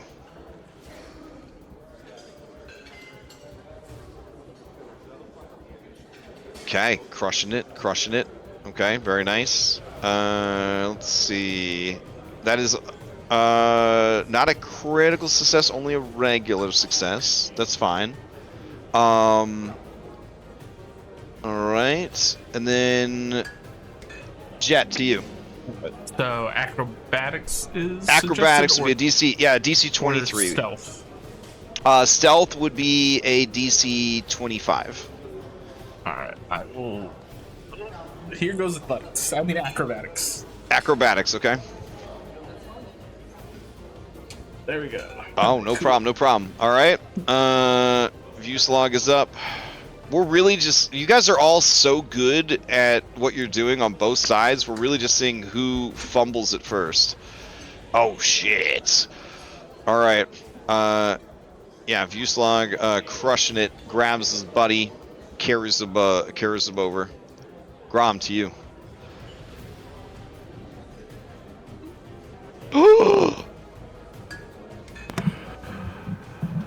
What did I need? A 22? No, you did 23 for this one. 23. 23? Yeah. Alright, we'll re-roll it. Because of all the traps and alarms that they have installed in these gardens. Oh, okay. Then you guys are all still tied going into the next round. At this point, Kelly, Jericho, and Boomer, you guys would see the party leaping down from these gardens, but they're doing so right in front of a shield marshal patrol. Kelly, do you stay hidden, or do you insist on joining the rest to try to kind of give them an extra person for rolls? Possibly giving them the edge they need to outrun their opponents, or slowing them down. I'll try to draw the attention of the shield marshals. Okay, then I'm going to add you to the initiative.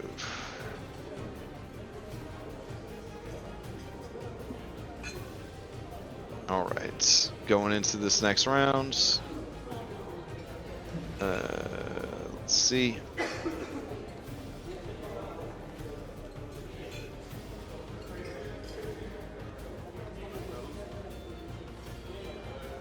Alright, so this encounter is with a guard patrol. You can use, let's see, the noise and commotion of your chase attracts the attention of a nearby guard patrol. They are shield marshals with advanced clockwork weaponry. You can use stealth, deception, or legal lore on these guys, or secondary, you can make a weapon attack at them to try and like dissuade them from coming at you.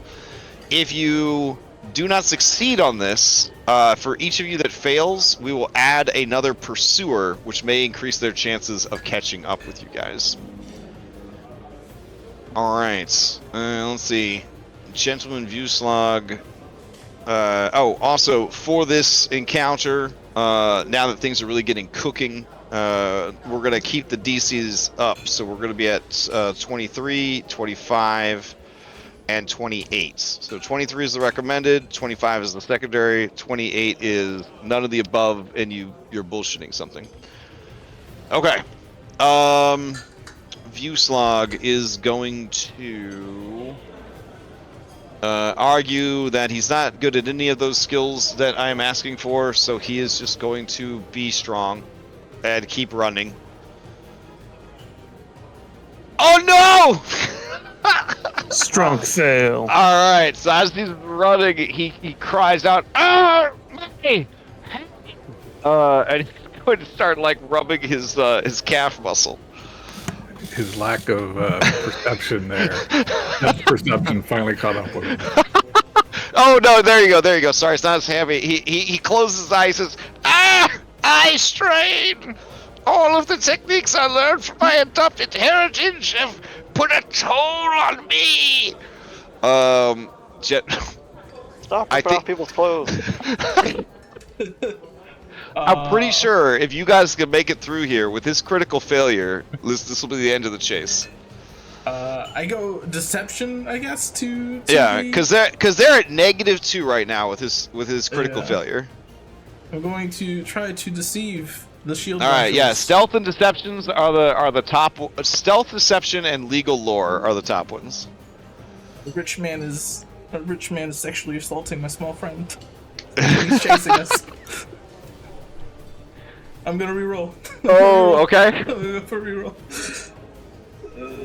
Please be better. Please be better. Please be better. All right, thank you. Okay. Thank you. All right, so it's not a critical success, but it's a success. All right. The officers are like, "Who is it? That guy with the one eyeball?" Yeah. All right, Henry, to you. You said that we can make weapon attacks. Weapon attacks will be against the DC of 25. Oh, all right. There. All right. I gotta use that maul of mine. Okay.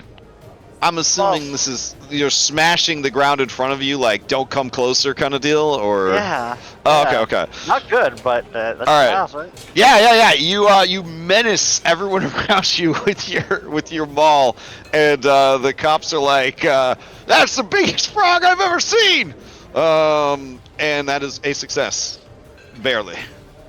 All right, Thomas Silverheel, who's actually Kelly McLean. What are you gonna do? I'm gonna point to the ugly Cyclops and say, "That's the pervert that ripped the habit right off a nun." Oh my goodness, sir, that happened at the party. How now you're gonna tell everybody in town? This is Oh, it's already been outrageous. spreading. It's already been spreading. I already spread it once. All right, go ahead, give me that. I mean, it's technically true, but yeah, I'll take a legal lore. Wait a minute. I guess you're. Illegal. Are you reporting a crime to these officers? All right, I accept it. That's a critical success. All right, they say, "Do you have a minute to fill out some paperwork about that?" Of course. All right, let's see. Oh, I'm assuming you have your glasses on, like your Oh, I'm Clark fully Kent dressed, glasses. just feeling like all. In... Okay, gotcha. All right. Let's see. This guy's gonna say, "Boss, I won't go on without you." And then Viewslug says, "No, you must get them. I know they're up to something. They're with the Sunset Riders." And so this guy's going to attempt a 23 stealth check to sneak past the cops. He doesn't want to get stuck in this. Oh no! They say, "Just a minute, son. Where are you going with them hat, goggles, and bandana?" And then it titled this up. The title's like, "It's all up to me. I have to do this." And he's gonna sneak past. No, wait. He's just gonna run fast past everybody. DC 28, baby. God damn it. All right. Grom, to you. Grom, he's gonna just try and sneak away in the commotion. Okay. All right, your guys' collective 5 successes versus their 4 failures. The chase scene ends. You guys have escaped into the city night. Kelly, you Turnabout's fair quickly file your report and then disappear into the night. Turnabout's fair play. I take shine the glasses at him on the ground since he embarrassed me in front of the whole audience as the art critic. Oh man, he stares up at you and he says, "I know you, Kelly McLean. This is a wanted man." And as he's saying that, he's very hysterical. You realize that this is your last chance to probably like back out before they arrest you as well. I said, "Thank you for your job, officers." And walk away. He's getting away! I am the owner and president of the Leadsmith Mercenary Company. This is a known felon, you idiots! And then one of the cops says, "Oh, an idiot, am I? Well, I guess I'll have to reread this report and make sure I got it all right."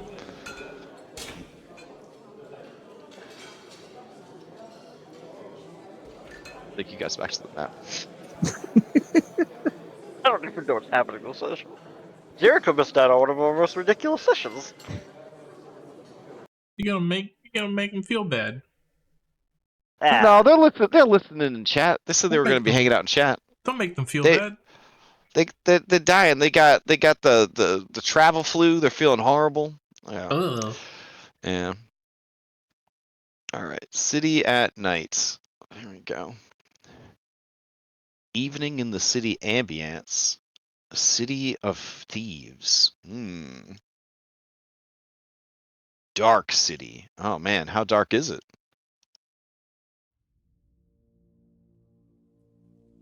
Oh, I think this might be a little too dark. Nice rain though. All right, so rain starts to beat down. You guys find like an overhang, or maybe like a corner espresso bar that's not too crowded, to get out of the rain and discuss what has transpired. Henry, you're supposed to meet up with Bird at 3 a.m. Currently, it is only 10:30 at night.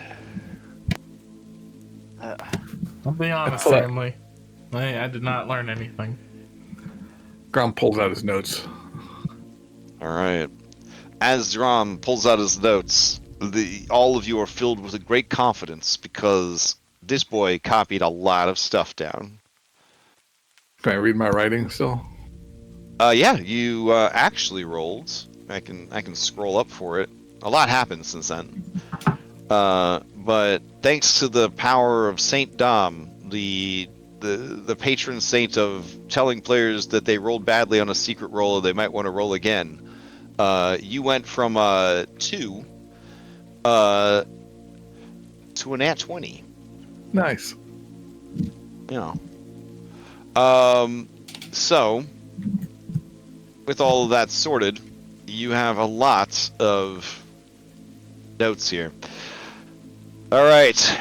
Tom Ben purchased an enormous number of firearms, enough to outfit a private army, and donated them to the Shield Marshals, specifically the divisions under Lovelace's command. Good thing in real life we don't militarize our police, but in this fantasy world, that has happened. Tom Bend is gathering support for a bill that would enact mandatory conscription within Alkenstar, forcing 20% of all citizens to be part of a standing army at any given time. This army would be placed under the control of a high-ranking Shield Marshal.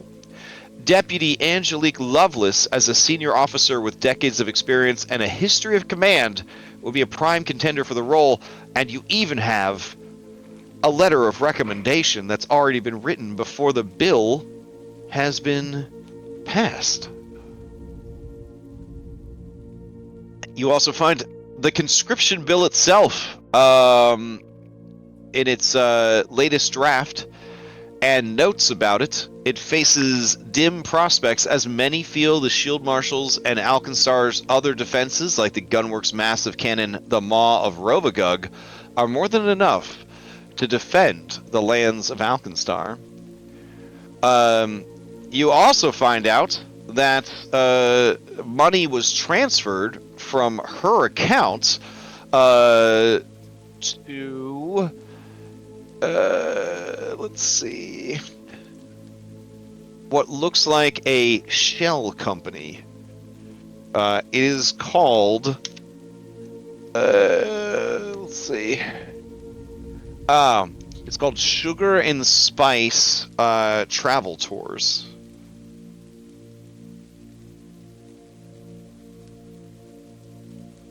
And you guys could give me a recall knowledge for that. Alrighty.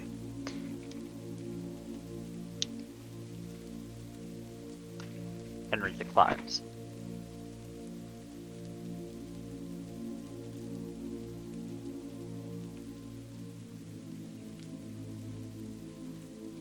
With those rolls, none of you have heard of Sugar and Spice Travel Tours.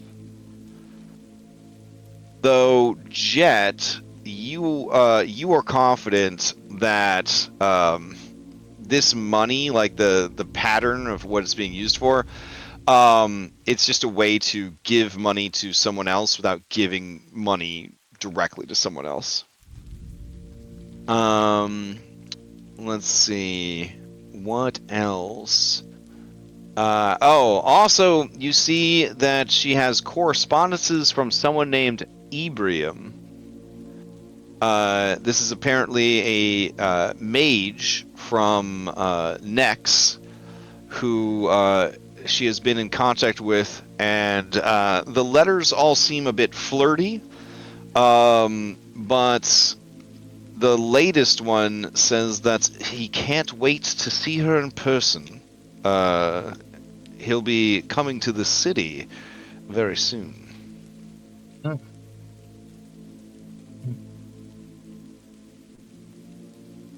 And then in the reply that hasn't been sent yet, she recommends that when he arrives in the city, he look up Sugar and Spice Travel Tours. They'll take good care of him while he's in town.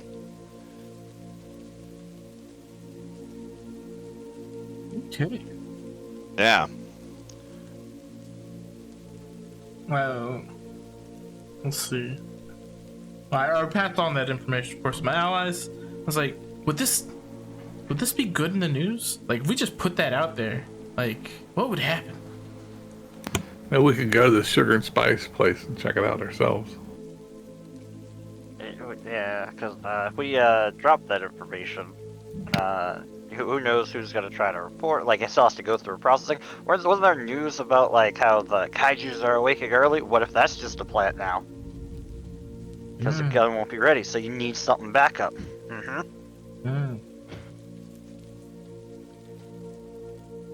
Sugar and Spice. Sugar and Spice. I guess we'll have to look that up and make plans. Definitely sounds suspicious. Yeah. We can pass these notes on to Boomer to give to. Ooh. Kelly. We have letters with handwriting. You're right, because you forged shit. Right? No, Graham just took notes because we didn't actually want to take it on. Okay, all right. You copied the notes. Gotcha. Right. I think you can correct me if I'm wrong, Grom. I assume it's because they didn't want to tip them off that you guys knew things that they didn't want known. It was that, plus the book was too big for Grom to smuggle out. Okay. That's fair. I thought about just ripping the pages out, but Yeah, that would definitely have been suspicious. No doubt. Replaced with toilet paper. What about anyone else find anything else out? I mean, this is good information. Grom, good job. Yeah. Top tier. You should really talk to your mom. Like, I really fucked things up. You should really talk to your mom. Jumping out of windows is a bad idea. I told her you were a good boy, and I could not keep a straight face, so she did not believe me. But I am a good boy. Yeah, but she asked me specifically if you did crime, and I something about her. You just can't lie to mom. Mom always knows. When this is all over, I'll go talk to her about it. Oh, I mean, dang. she's That's what criminals say, bro. I'm just Talk saying. about it. I'll square things up with mom after this last heist. Yeah, you basically just killed yourself, Grom. Like, what are you doing? Oh yeah, the lady in charge there. That's my sister-in-law, guys. Oh, Who? That Nora lady? Nora. the Yeah. Nora lady. Oh, really? Oh, she really wanted to get into Jet's I- pants. I let it down gently, but I think I broke her heart, so I'm sorry.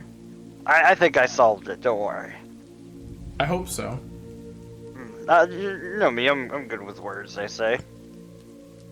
Nobody ever said that. Don't believe me. But wait, didn't I probably made it worse. I make everything worse. Didn't she? Like, she doesn't think that you crushed your brother's head?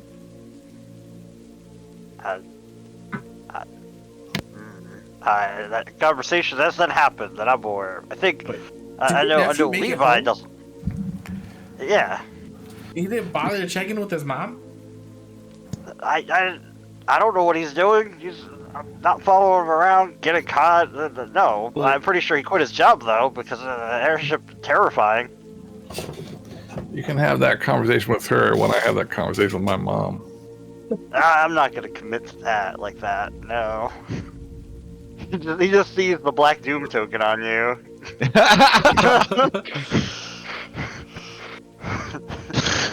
As a skeleton, he can see all the black dots on everybody. Anybody who has them, he just sees it now. Well, thankfully your sister's safe because I didn't initiate, so the flag that would have been there is gone. I'm gonna just choose to ignore that, Jet. Yeah, but I gotta meet up with Reed later to dig up the rest of the information. Are you gonna go by yourself? Well, that's a good question. Are you going by yourself? Well, I think that was the original plan. Although maybe there should be a lookout now. Well, this is the first step was the art gala. We still have to deal with Wrangel Fruza and his being hung. Yeah, that's tomorrow. That's Tomorrow's not very sunset. far away. What time of night is it now? I think after 10:40. you guys after you guys kind of catch up, you're probably cruising towards like 10:45, 11 o'clock. Do we know what time his wagon 3. is leaving? 3? No, his. No. I'm sorry. I thought you were the one to meet up with Henry. That's 3. Sorry. Let me check. These are the things that hide. I don't know if we got the specifics on that. By the way, guys, I do not recommend throwing yourself out a window that high up. It hurts. Here's some goblins can. Should have bounced.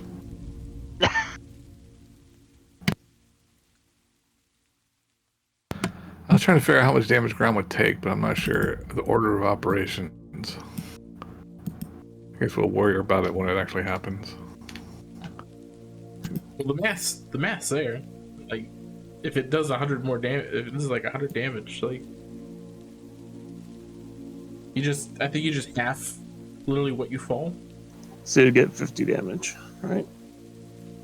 And if you fall Well, 100, he also- it's 50. Well, he also has Unbreakable Goblin. Oh, I got you. He takes half the damage. When you fall, reduce the falling damage you take as though you'd fall in half the distance. But he also has Catfall. And he's an expert acrobatic, so he treat falls as 25 feet shorter. You would shorten the fall, then calculate how much damage you take from the fall, then have the damage from the fall. Okay, sounds good. Yeah. Well, if you ever need to jump out a window, you know you may survive. Wait, so Bouncy Goblin doesn't reduce your thing? Do you have like something better than that? I've got both. I've got Unbreakable Goblin. I don't have Bouncing Goblin yet. That's Okay. That's Gotcha. higher level. Yeah, but Yeah, you have a particular elasticity that makes it easy for you to bounce and squish. You gain trained proficiency in acrobatics or those skills of your choice if you are trained in acrobatics. You also get +2 circumstance bonus to acrobatic checks to tumble through a foe's space. Goblins are incredible. At 13th level, you can get Unbreakable Goblin, and then he'll take no damage from falling. Incredible. I'd be checking myself out windows all the time. I was very tempted to jump out after you. What? I mean, are you willing to answer this? Like, what was going through your mind when you're like, you know what? The best thing I could do right now, throw myself out the window. Well, I figured he would get away. He'd be able to get away. He was like, if those leadsmiths, when he's waiting at the elevator, if they were like going to start questioning him, he would have just And I legit did not remember how high up we were. I thought we were like 2-3 stories up. I was like, Did you okay, I'll jump out the- did you remember that like Jericho was downstairs, like on the ground floor at least, or were you just like, it'll be fine? Because if you had caught yourself, right, you would have taken 50 points of damage and lived, right? And then you would have been on the roof across the street, and everything would have played out, you know, a bit differently. You know what I'm saying? But like when they saw you just dead on the ground, it was kind of like, guess we'll send someone down to scoop up her body. You know, like It was more of a commit with the bit once you made the decision to do it. It was like, you know. Damn. Okay. I figured, you know, it did tied with the whole distracting and causing the havoc that just so other people could just get out. So the question now is, what do you guys do now? Grom brings up a good point. You have stuff you have to do tomorrow, and you got to get sleep in the system or you get fatigued. Fatigued is pretty brutal. Don't get to any exploration actions and, you know, all sorts of other crap. Mostly the exploration actions, but... Do we trust Boomer pretty well? At this point, yeah. Is Boomer with us right now? Can you trust anybody in the spy game? No, not really. I trust him to be a professional. Oh, also fatigued is -1 stats penalty to AC and saving throws. So that's pretty brutal. So you guys will need sleep, at least 6 hours of sleep. He'll copy his notes real quick. Uh-huh. Give a copy to Boomer to give to our boss, and then he's gonna go to bed. Okay. Yeah, I think I'm ready to call it for tomorrow for me. Boomer will slink off with the notes. We'll say that it takes maybe 10 minutes to get a copy of notes. Because keep in mind, during that encounter, the combat rounds were several minutes at a time, like passing by. You're in there like smoke coming off of like the paper because you're writing, like you're transcribing so fast. Here you're trying probably to be accurate, precise, not rushing yourself. All right. Sure, sounds good. All right, so you head back to Casa de Gattleby. Yep. Where the corpse of Jeremy Bean is in a bathtub full of ice. Chilling. Jeremy.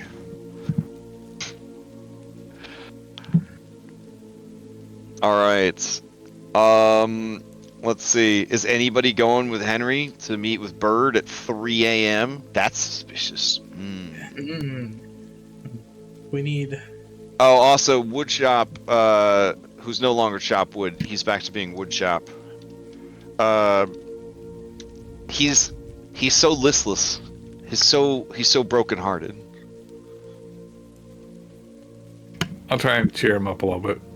Okay, so you're gonna take him back with you? Yeah. You need to sleep, buddy.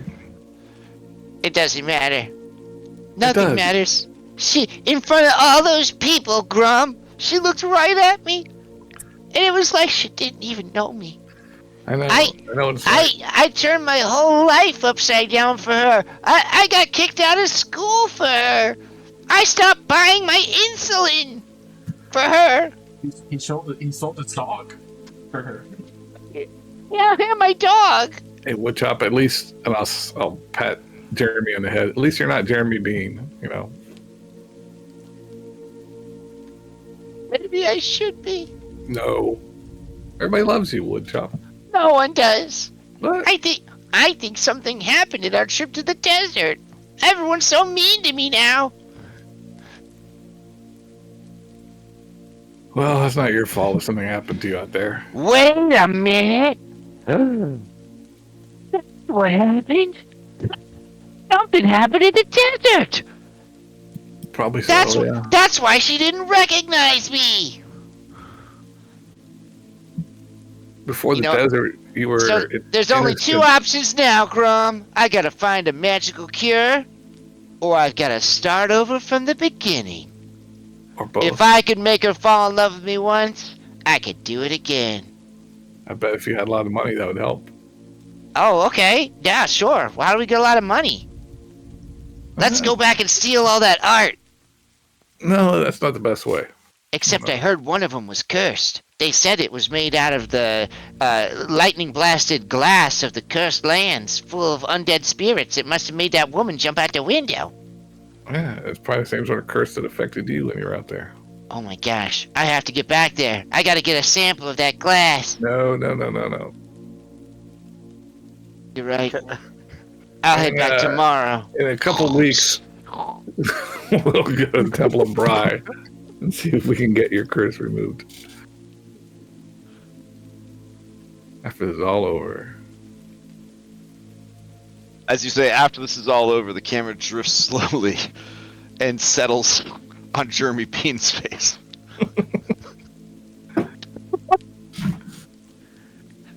Jeremy didn't come back as undead.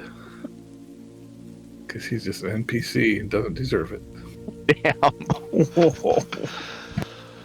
Alright. As cool as Stop a Silver Heel Dave is, I'm going to change you back to Kelly. I appreciate that. Alright. Well, are you going to offer to go with Henry, or are you going to head back?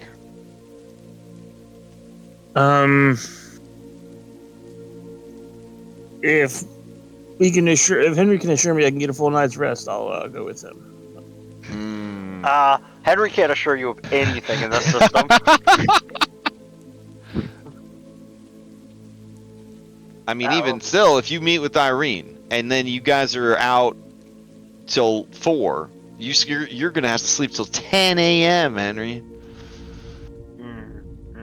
Or you could just stand her up. Maybe you got enough information. Maybe you don't need to. I'm sure she'll be fine. Irene's my contact as well. We established that. So. Wait. Does it have to be a continuous sleep? It does. Yeah. You have to get a sleep in. Yep. It's like 11. Like if you're using camping rules, like the sleep could be, I think, interrupted, but then you have to start it over, and it extends how much time you have to sleep, and it's like they got a whole system for it. But for the purposes of you guys going on your, I don't want to call it a heist, but on your prison break? ? Passenger transit robbery, abduction tomorrow. Yeah, you're gonna want to get some solid sleep.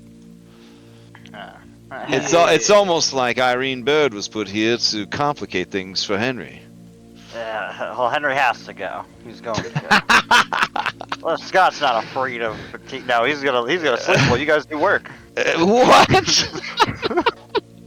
So you're playing as Woodshop tomorrow. Got it. All right, never mind. I'll play with Steve. Actually, I won't lie. Woodshop is a fantastic NPC, but well, I'm just going off of the source material that I was told basically second hand about the original Woodshop. So I don't know if I'm anywhere close to the mark, but I'm trying my best. He is Chaos Crew. He is okay. Chaos Crew. I'm gonna go to sleep. Henry, good luck. I'm going to sleep. We have an important thing tomorrow. I need to be asleep. Jericho Darling seems like the type who makes bad choices. I feel like she would insist on going with you. Yeah. Democracy rules for sure. Yeah. Yeah, Jericho would be going. You feel bone clatter against bone. Has Jericho suited up for this mission with a disguise or no? I think I she can't has her remember. generic disguise she wears. Is Oh, okay. Sexy skeleton. yeah. All right. Okay. But is it this sexy skeleton? Or is it this sexy skeleton?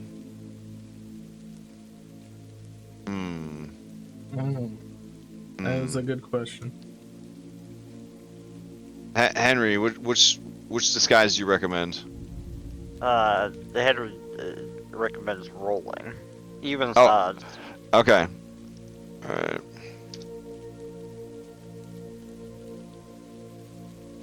Okay. Redhead it is. No one will know it's her.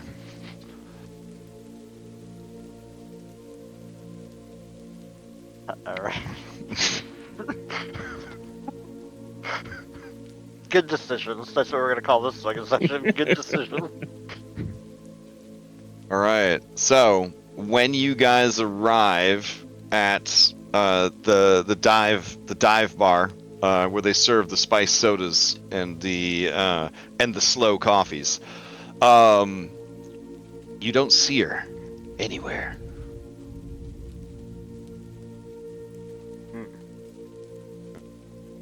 The bartender looks over at you and says, hey, what you looking for? It's a bit late at night. We're getting ready to close up. We're supposed to be meeting someone here. Well, it's pretty empty here. If you don't see him, they might be in the bathroom, but... Mind me asking who you're here to see? What do they look like? Alright, and then he starts describing. There's gotta be a newspaper boy hat, and then, Okay. Yep. Mm-hmm. Oh, he says, oh, yeah. I saw her. She went out the side door just about 5 minutes ago. Oh. Thank you. Let me go to the side door? All right. Let me take you over to the map. Okay. Let's see.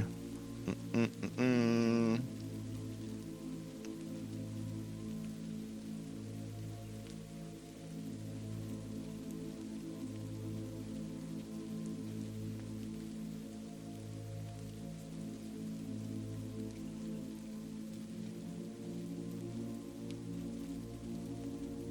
Ah, here we go.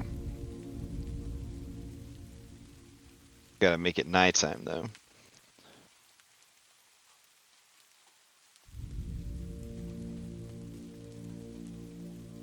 So let's see. Side. Actually, this map is huge. All right, hold on.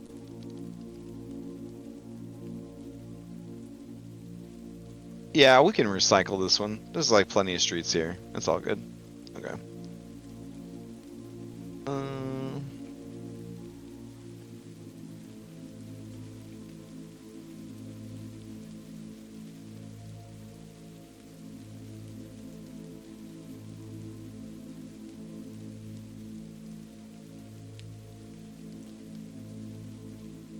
Get rid of all this.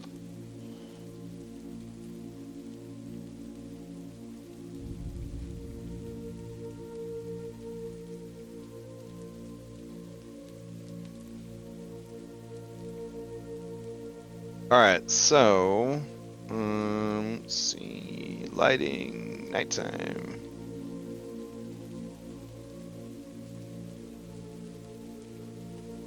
Alright, as you guys, do you go through the side door to get out to the side? Sure. Alright, cool. Sounds good. Alright, as you're heading out, you hear him before you see him.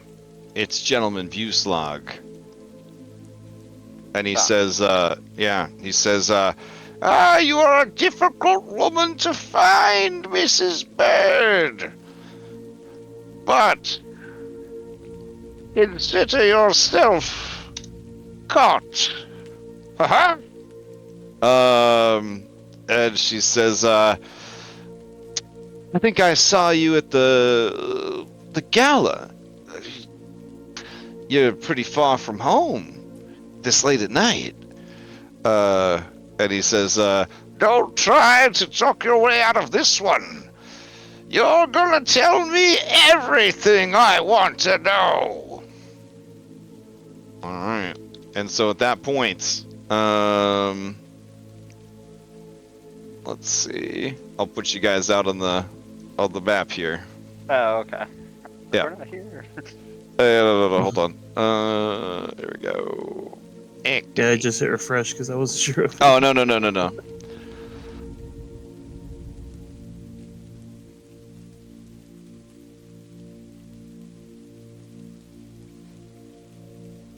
Alright, so do you guys kind of come outside and everyone looks past her, she looks past you, and she catches herself.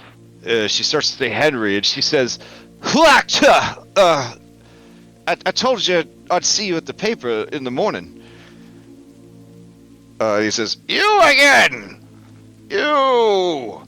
And you! I'm done talking! And he grabs his initiative dice. We chase it? I mean, yeah, you can do another chase if you want. we just take it about Kelly. Lapdog looks at you, Kelly. You ready? You think we can do this? don't think we got much choice. I'm ready. Let's just do it. Oh shit. Okay. We have the tank and the medic. That's one of the two most important parts of a party right now. All right. I have to ask the two of you that are not here. Do you want to assume the roles of Irene Bird, reporter, and Jericho Darling? Sure, I'll take either one. Okay. All right. Hold on just a sec.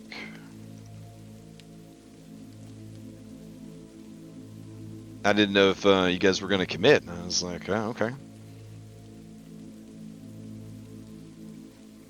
This dude has been wanting to fight us for like 2 sessions now. We're gonna just let him have it. All right. I will remind you, he's a well-respected businessman in the city. But you guys are having a back alley brawl right now, so I guess, you know, whatever happens, happens.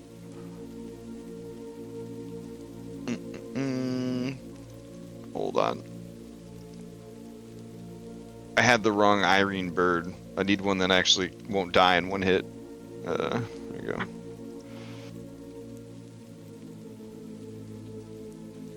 Alright.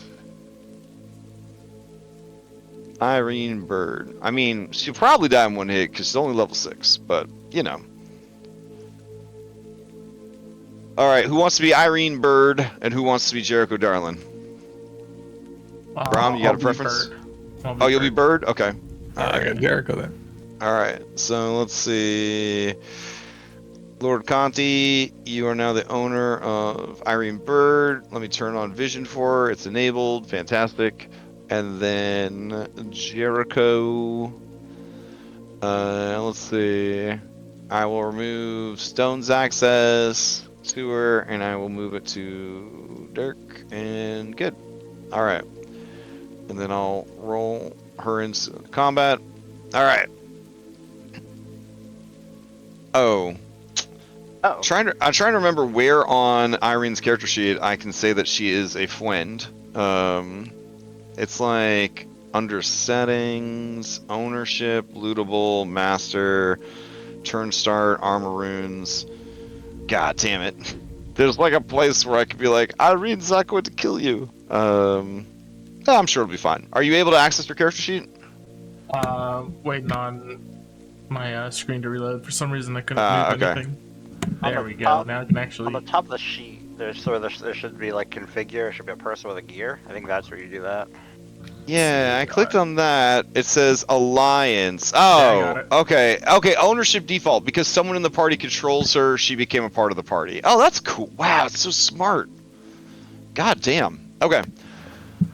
Let me grab some music here. Should I be able to see at this point? Yeah. Yeah. It should be over here. Yeah, I'm not. It's all dark to me. I can control. She has vision enabled. Oh, you know what? Maybe it's so dark she can't see? Can everybody else see? Yeah. Yeah, there's like dim light everywhere. She has dark vision. Yeah, you should definitely be able to see everyone. Like, there should be Let me- people all around you, and yeah. I'll refresh the page to see if that fixes Okay. it.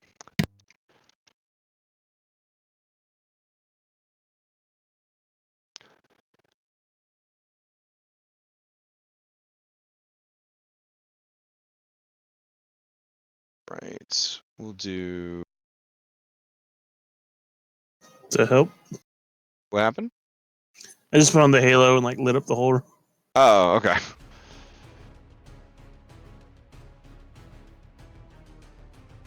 All right. So everybody should be on the map. Should be able to roll into initiative. Yes. No. No, Still reloading here. Weird. Okay. I'm saying there's no active combat on mine. What? All right. Oh, okay. I can see now. All right. I'll delete the I, encounter.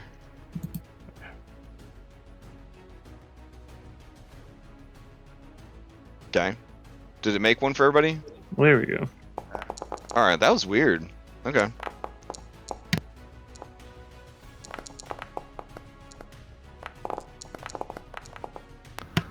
Jericho's got worse perception than me, even. All right. Roll these baddies.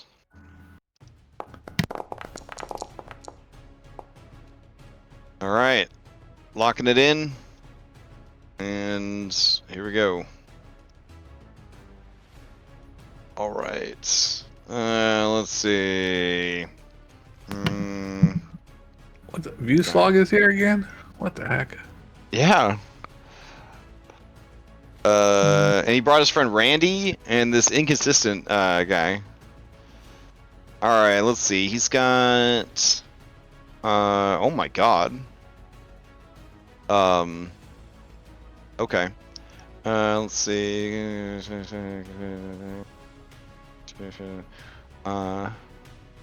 Oh wow. Okay, this dude's fucking sick. Okay. Okay. What about this? Whoa. All right.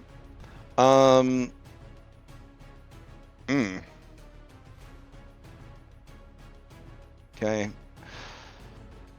Alright. Alright, cool. So, yeah.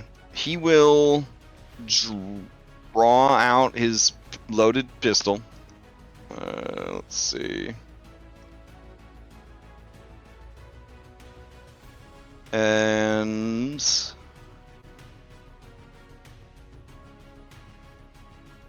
all right, he's got this ability where he looks at the AC of 2 foes, which must be within 60 feet of him. All right, that's pretty sick. All right. So let's see. All right, he's gonna fire at Henry and Kelly with a single bullet. All right, here we go.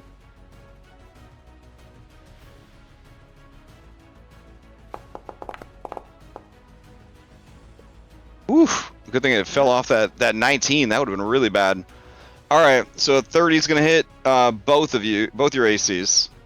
So he uses ricochet. Once per round, he can bullet bend. So make 1 gunshot hit 2 targets. He rolls damage once and applies it to both creatures. But then it counts as 2 attacks for his multiple attack penalty. So here is the damage.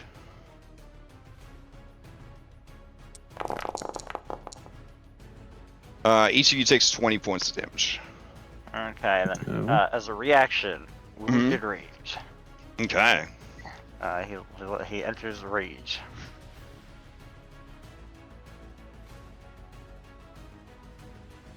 Alrighty. That'll be his turn.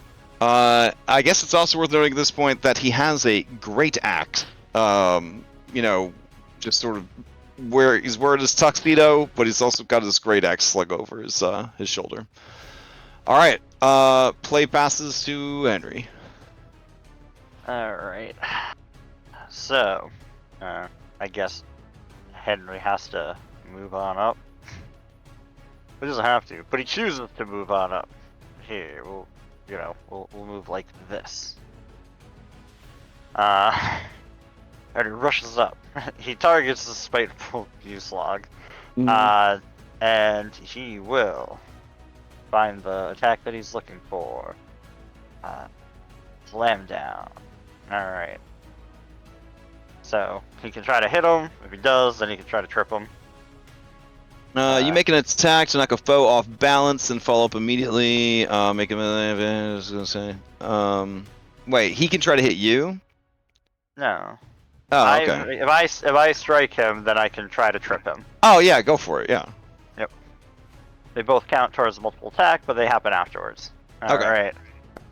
Oh my gosh. Well, you know what? We can't do anything. Might as well. Wow, 1, huh? Might as well use the hero point. We're going late in the session. A little better. Alright, that's gonna hit. Oh, terrible. This is not the boots fight. Okay. Alright. He takes the damage. Okay, and now the trip. What happens to the cool, like, you take damage thing? That's weird. There is a toggle original buttons then? Oh, I see it there. Okay. Alright. Alright, athletics check. Alright, and you knock him prone. Alright. That would be 3 Pac-Man. Okay. Play passes to inconsistent mercenary champion. Alright. Let's see. This dude clangs his longsword, his rather large longsword, against his rather large shield. Clank, clank, clank, clank. Let's see. What's this guy got going for him? Oh. Alright. You see the sword begin to heat up, and then it bursts into flames. As a free action. And then, let's see. Alright, yeah. He's gonna lumber forward. Let's see. Where's he gonna go? Let's see. Yeah. He'll move to here. He'll walk over his friend. This will provoke opportunity attack from Henry. Alright, probably worth doing. Would like to use it on Buslog, but honestly, it's fine. Let's attack. Oh, hold on. Sorry, I should have given all these a full read before we jumped into it.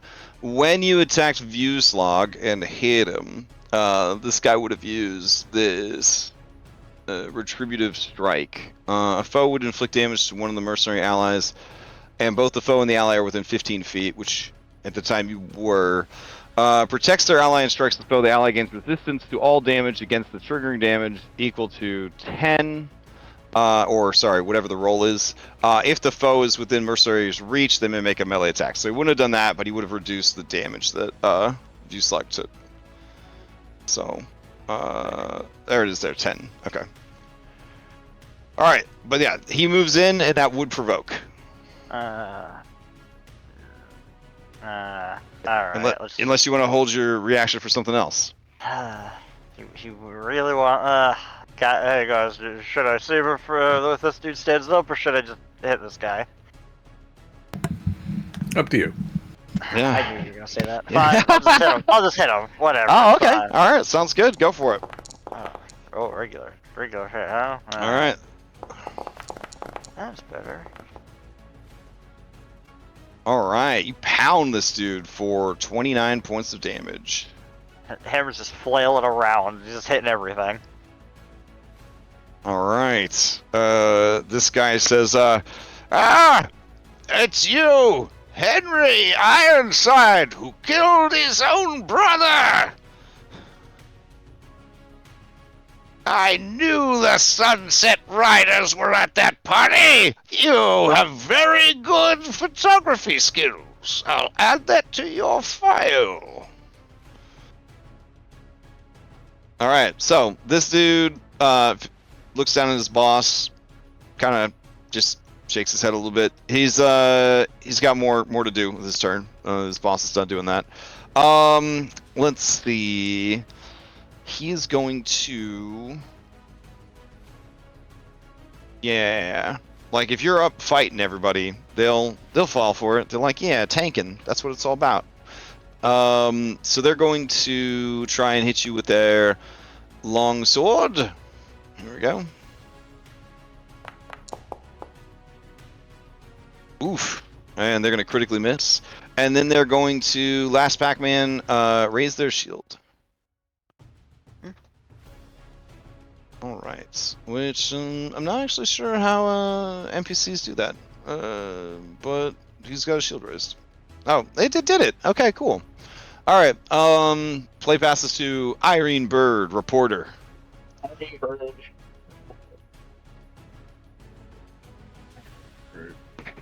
This is a civilian. She is a civilian. She's you know, she's a bit of a rogue. You know, she's got like roguish skills. But yeah, at the end of the day, she's just a regular gal trying to, you know, figure out what's going on in this world. Regular gal that needs to make a report. Let's see. In this situation, right? I really feel like, how good of friends are they with, you know? Yeah, how good of friends am I with Henry and Kelly? Enough to risk my neck?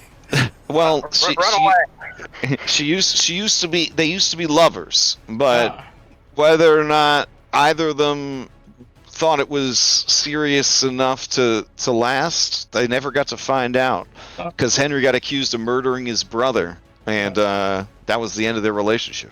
That doesn't sound too let's see, what do I need? I need to get away, so I'm gonna let's see, what are the getting away, like? You gotta, it's a stepping, and yes, to get out of this dude's reach, let's see, him a big boy. I don't know if that gave him like big reach though. Let me see.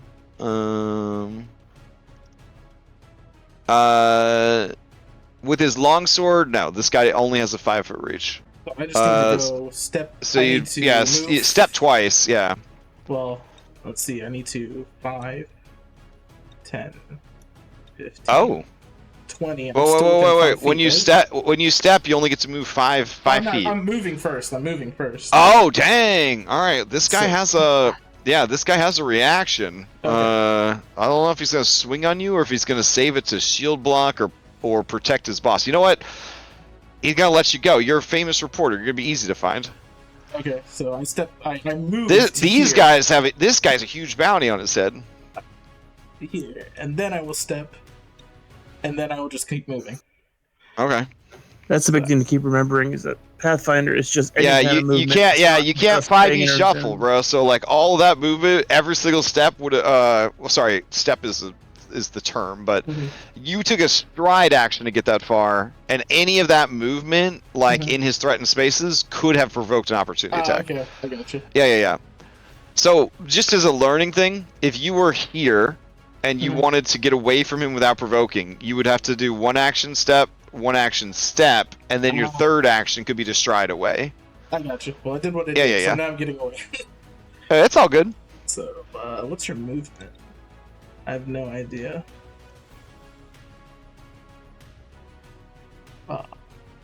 Speed 25, so...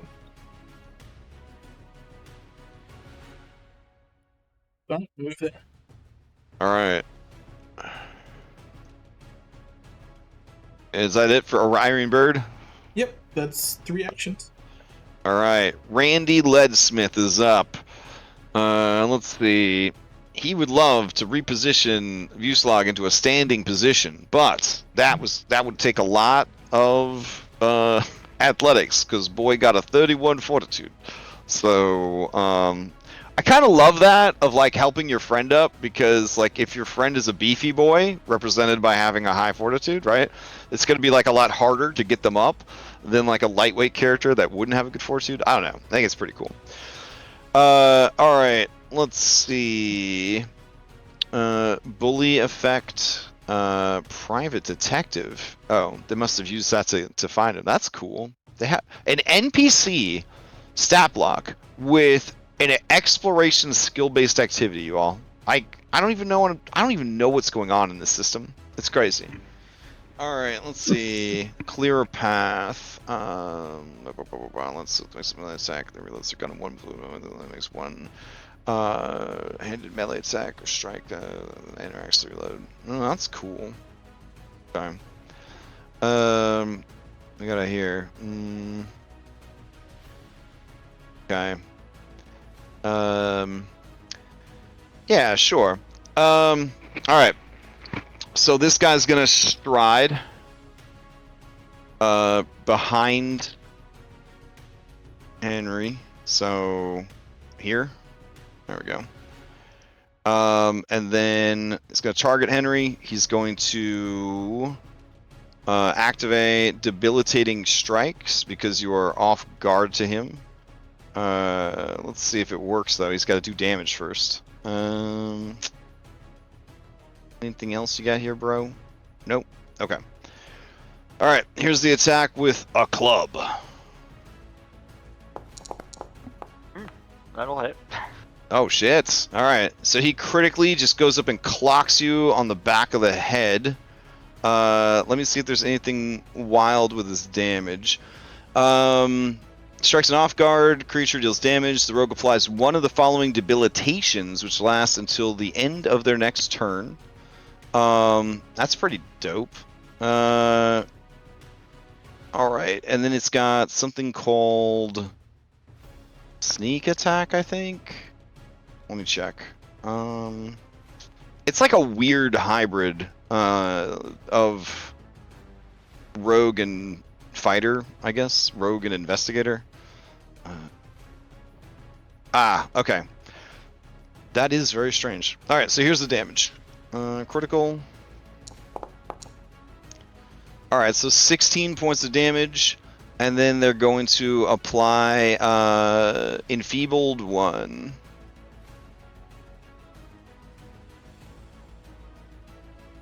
Alright, and then they have a second action. They'll use second action to... yeah, they'll do an attack at map. Here we go.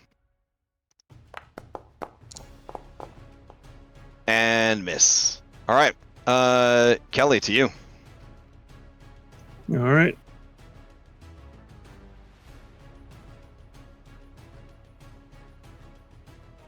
Look at the order of operations we got to do here.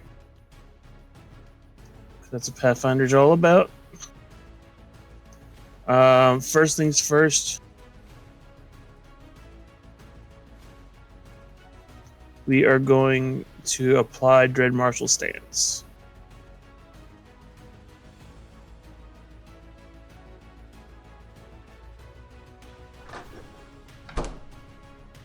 All right. So let me do an intimidation check real quick.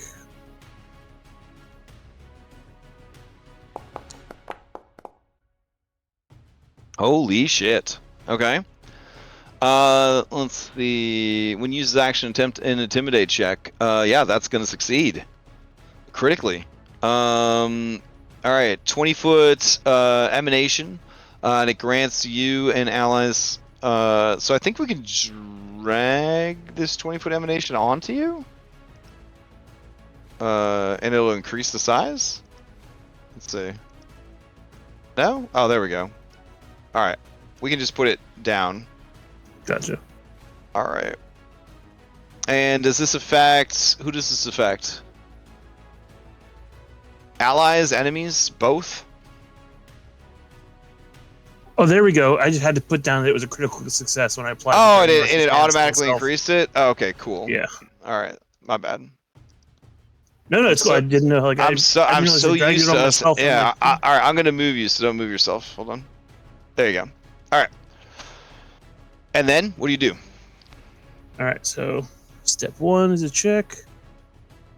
We're then going to target Vengeful Use log and take the action to devise a stratagem. Okay.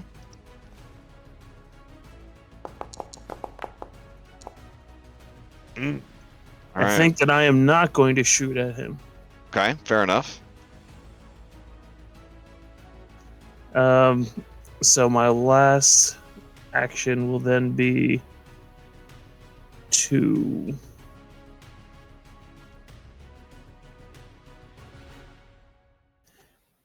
quick draw a smoke bomb and chuck it. Ooh, okay. Henry does have blind fighting. Nice, nice. Alright, upon smashing the ball on the ground, you instantly create a thick, opaque smoke in a 5-foot burst centered in one corner of your space. So you gotta smoke bomb it down in a corner of your space.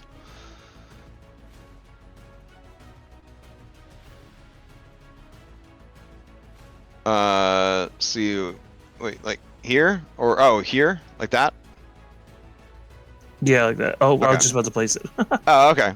I was just curious. All right, cool. All right.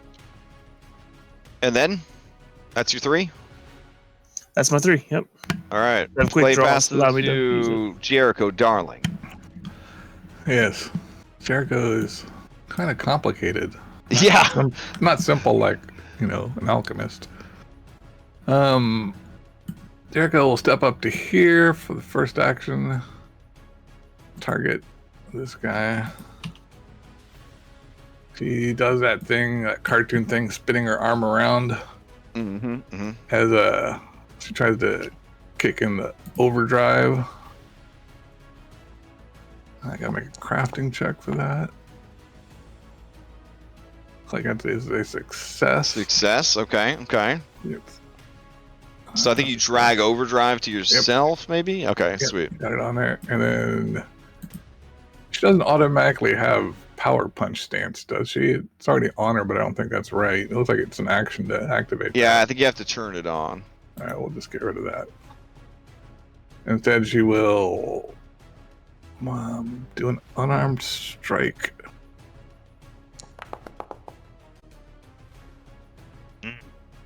Missed with 28. All right. I mean, Chicker has like a hero points use them. What was that? I think she would have 1 left, right? Didn't she use one earlier to reroll? She rerolled something earlier. Yeah. Okay. Yeah, so we'll go ahead and re-roll that then. All right. Yeah, still a miss. Damn. Okay. Oh, because you raised shield. Okay. That's it. All right. Yeah, so you just punch once and twice into this dude's upraised shield, and that ends the turn. All right. Vuslog is going to stand up. And then let's see. There's no penalty for fighting in melee, but he is going to step back to here. And then he is... Well, he doesn't have to step, that's right, because you already used your thing. So he will ride back to here. And then, as a gunslinger, I feel like Jet Li has a lot more cool abilities than this guy does. I'm just saying.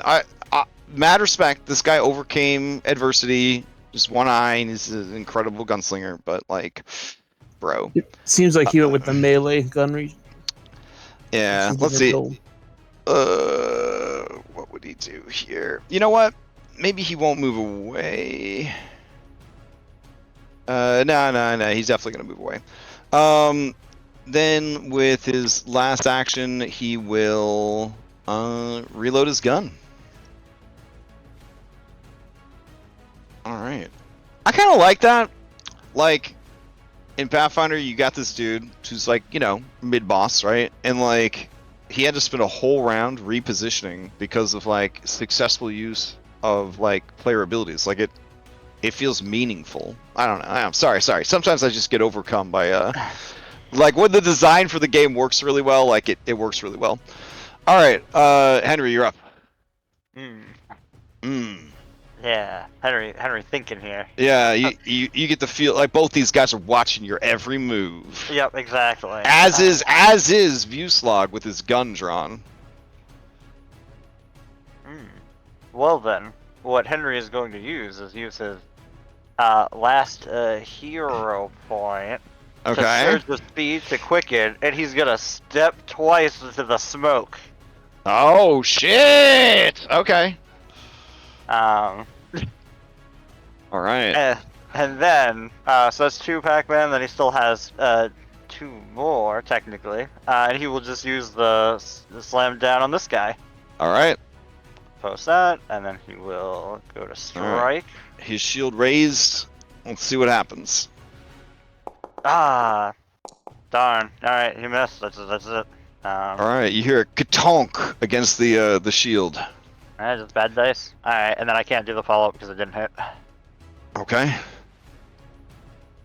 Alright, and that's a flourish, right? So it's like, that's it. Yeah, well, yeah, no, it's not a finishers would be that, but that's all his action economy. Oh, okay. You only get 1 flourish per activation. Gotcha. Okay. Play passes to this guy. Alright. With both of you next to him, let's see what he's gonna do. He's got his flaming sword. He does ask if either of you is a fiend. If you are, you have to tell him. No one? Okay. It should be concealed though. You a cop? Jericho's a fiend for bones, but that's okay. Jericho make deal with fiends. Yeah, that's true. Let's see. What's this guy gonna do? I guess he'll just try smash. Here we go. Jericho is gonna bring his longsword down in a sweeping arc. Yeah. Even better. He's gonna try and knock Jericho prone first. Yeah, just seems like a good idea. Alright, so that's a shove. Here we go. That smoky effect is cool at concealing. Yeah. Oh man, it fails by 1. Oh! Alright, then he will attack at map against Jericho. Hey! Some damage. 46 points of damage, Jericho. Some of which is fire. Should auto-calculate for you. And then he will raise shield.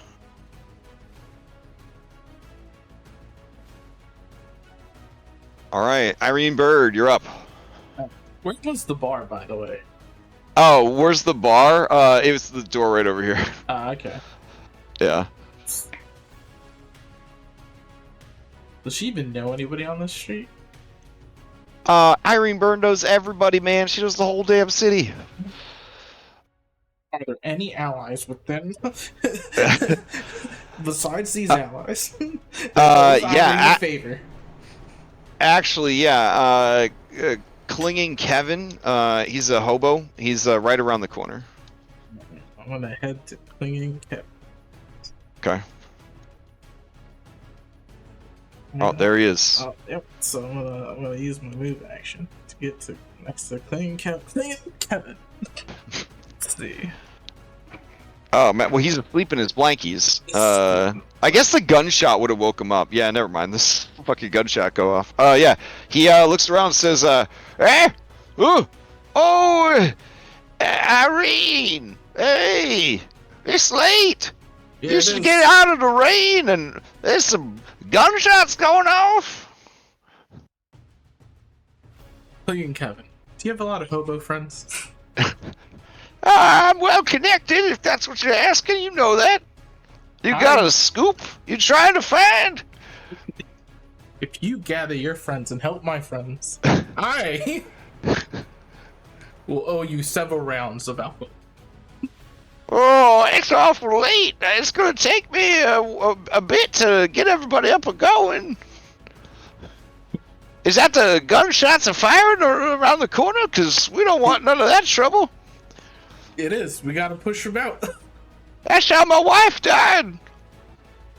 Gun crit. Just blew her head open like a melon. I still remember the day. And he goes into a long flashback sequence, similar to Signor's backstory from One Piece, but more sad. To that flashback. Okay. I continue to mosey on out of here Okay. as I try to find another ally who can help. Oh, as you turn the corner, you see two shield marshals on Those patrol. are not allies. One of them says, "Did you hear that? Sounded like gunfire." And the other one says, "Guess we gotta check it out." And I will Sweet. roll them into initiative. Good luck, guys. Good luck. This might, maybe we reconsider the chase scene. We got the smoke bomb. distraction. Yeah, smoke bomb. I mean, you could run right through the. I mean, the bar's right here. Lots of crazy stuff in there to distract them. It's not the worst idea. Now that the action economy is getting against us, definitely. All right. Anything else from Irene Bird? Nope, that was it. Okay. Narrow-minded shield marshal approaches with a stride action. He sees beautiful Irene Bird. He's too busy to do a recall knowledge check, so he just says, "Evening, ma'am. Is that the gunfire?" And he kind of motions behind you, Irene Bird. That is the gunfire. Well, you get on home safe, ma'am. And he's gonna run past you. Clinging Kevin is gonna, as a reaction when he uses his third stride, try to cling to him. Right. He's pretty good at clinging, so we'll see how it goes. Let's see. Target. Clinging Kevin. Give me that grab. Oh. Let's see. There we go.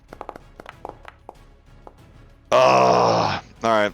He reaches for the shield marshal, but is unable to grab a hold of him. And the shield marshal continues heading around the corner. He sees you guys, but that is his third action. Play passes to Randy Leadsmith. Alright. Randy Leadsmith sees that there's a smoke cloud. He hates smoke clouds. He is going to... Alright. He'll move here. And let's see. As he does... Alright. He'll put away his club, and he'll take out his shotgun.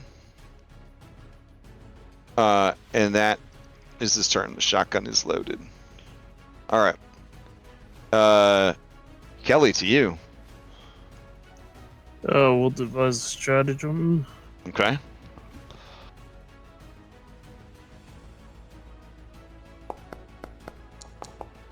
Okay. Alright, use it. that might be a crit depending on who you attack. I don't think on the big dude, but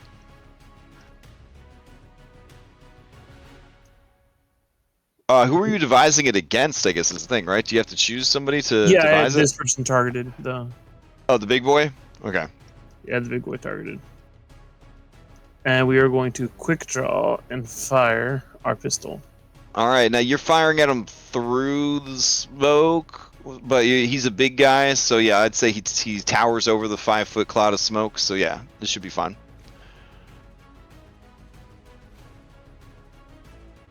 All right.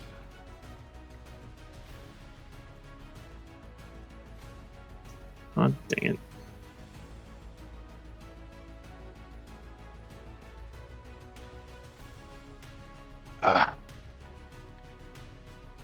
Sorry, I'm trying to get it to use it, and it just wasn't. So, give me 1 second. Okay.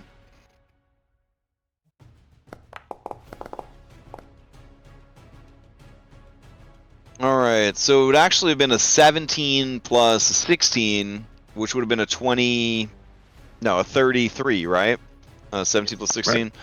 Right. So that would have been a normal hit. So go ahead and give me damage.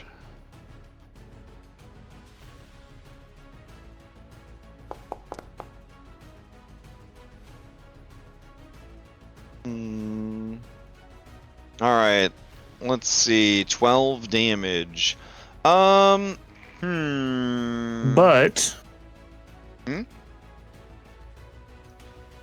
okay. It is pacifying weapon, so it's DC 20 will save. Oh, pacifying creature takes -2 penalty to attack rolls on any attacks that are non-lethal for 1 minute, and the creature also experiences a clear psychic warning that they should stop doing. All right, that's adorable. Okay, yeah, it's I thought that was a rune I needed to pick up. It's a DC 20 though. Okay. He might fail. There we go. Figure it's worth a shot. It's flavorful. Ooh, no. Okay. All right, he crushes it. Okay. All right. Anything else from Kelly? And I will say we should get out of here and open the door for everyone. Oh, nice. Okay. All right. Let's see. Jericho's up. Jericho, you really feel that way? You can shake him, right? Come on. No way. Jericho, books it on out of here. Okay. Are you just striding, or are you stepping first? Yeah, you better step first. Okay. So there, and then striding on. This guy shouts, "Hey! You're under arrest!" There's a non-molester over there. Then she goes through the door. Okay. I could. It is on his You record. should be able to move through the store. That's right, yeah. Oh, there we go. All right. As you burst into the establishment, everybody looks around like, "What?" And then let's see. The bartender looks over and says, "Hey, what's all that noise outside? You find your friend? What's with the gunshots?" Yeah, you thought this bartender was a man probably at first, based on the voice that was using, but maybe they still are. You don't know. Anything, Jericho? Shield marshals are molesting somebody out there. I don't know. I gotta get out of here. Oh. All right, they look disgusted. Ugh. Well, I paid my money. I think that's about it for her. All right. Getting there. All right, and then that brings us to time as we head into round 3. Okay, so everyone has the reaction. That's the only note I can think of. Everyone has their reactions entering round 3. Okay. And then we'll add Clinging Kevin, because he wants to help. He wants to be a helper. No, was did the pacify thing come up for the mercenary champion when I hit him? Because I have the rune on the weapon. I wasn't sure if it came up. Oh no, it was the I just looked and saw there was a DC 20 will save in the description, and so I rolled dice. I just rolled normal dice. Oh, I guess That would be my reaction would have been spent because it takes the reaction to activate the Okay, so your reaction is spent. Okay. mental command. Yeah. All right.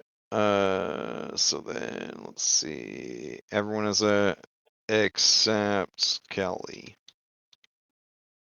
All right, cool. I'll pin those so that we don't lose them if something gets reset. All right, cool. I'll take you guys over to the map. I have to say, one of the most enjoyable Pathfinder sessions I've had in the year I've been playing Pathfinder. So you guys continue to surprise and delight in everything you do. So I appreciate that. Whew. I also appreciate when you guys are like, you know what? Maybe not the best fight, or maybe not the best time to fight, and you're like, we have options. That's good. That's smart. That's smart gameplay. I'm not gonna tell you should run, but if you guys want to run, this is your deal, and we'll find a way. All right. Announcements: Kingmaker tomorrow, or Kingmaker prep tomorrow. Strength of Thousands tomorrow. We actually are in a fight. Fights do happen in that campaign, so that's happening. Thursday, Curse of Strahd Nightfall continues. They are in a place called the Amber Temple. If you don't know what that is, don't worry about it. If you do know what that is, you might want to tune in. It's pretty bonkers. They are almost at the end of it all. Ooh. So, getting very spicy. So spicy, we all have indigestion. That's how spicy it is. And then Friday, we're going to do a vodcast. Maybe. Saturday, high noon will continue. They are catching up to you guys. They're catching up to you guys. They just got done preventing the vault robbery at the Steaming Kingdom. And they did so with only 3 players. So they did really well. They did really well. And then Sunday daybreak, Sunday afternoon, we might play some more Dragonbane. If enough players get together and say that they can make it, I'll run some Dragon's Bane. I hope we had a pretty good time yesterday playing it. It's a really nice change of pace for 5e. And then we got Mythic Odyssey. They're getting into some really wild stuff right now. So that's it. And then we'll be back here. Anyone have any announcements before we adjourn and let Conti get some sleep? Yeah. All right. I Oof.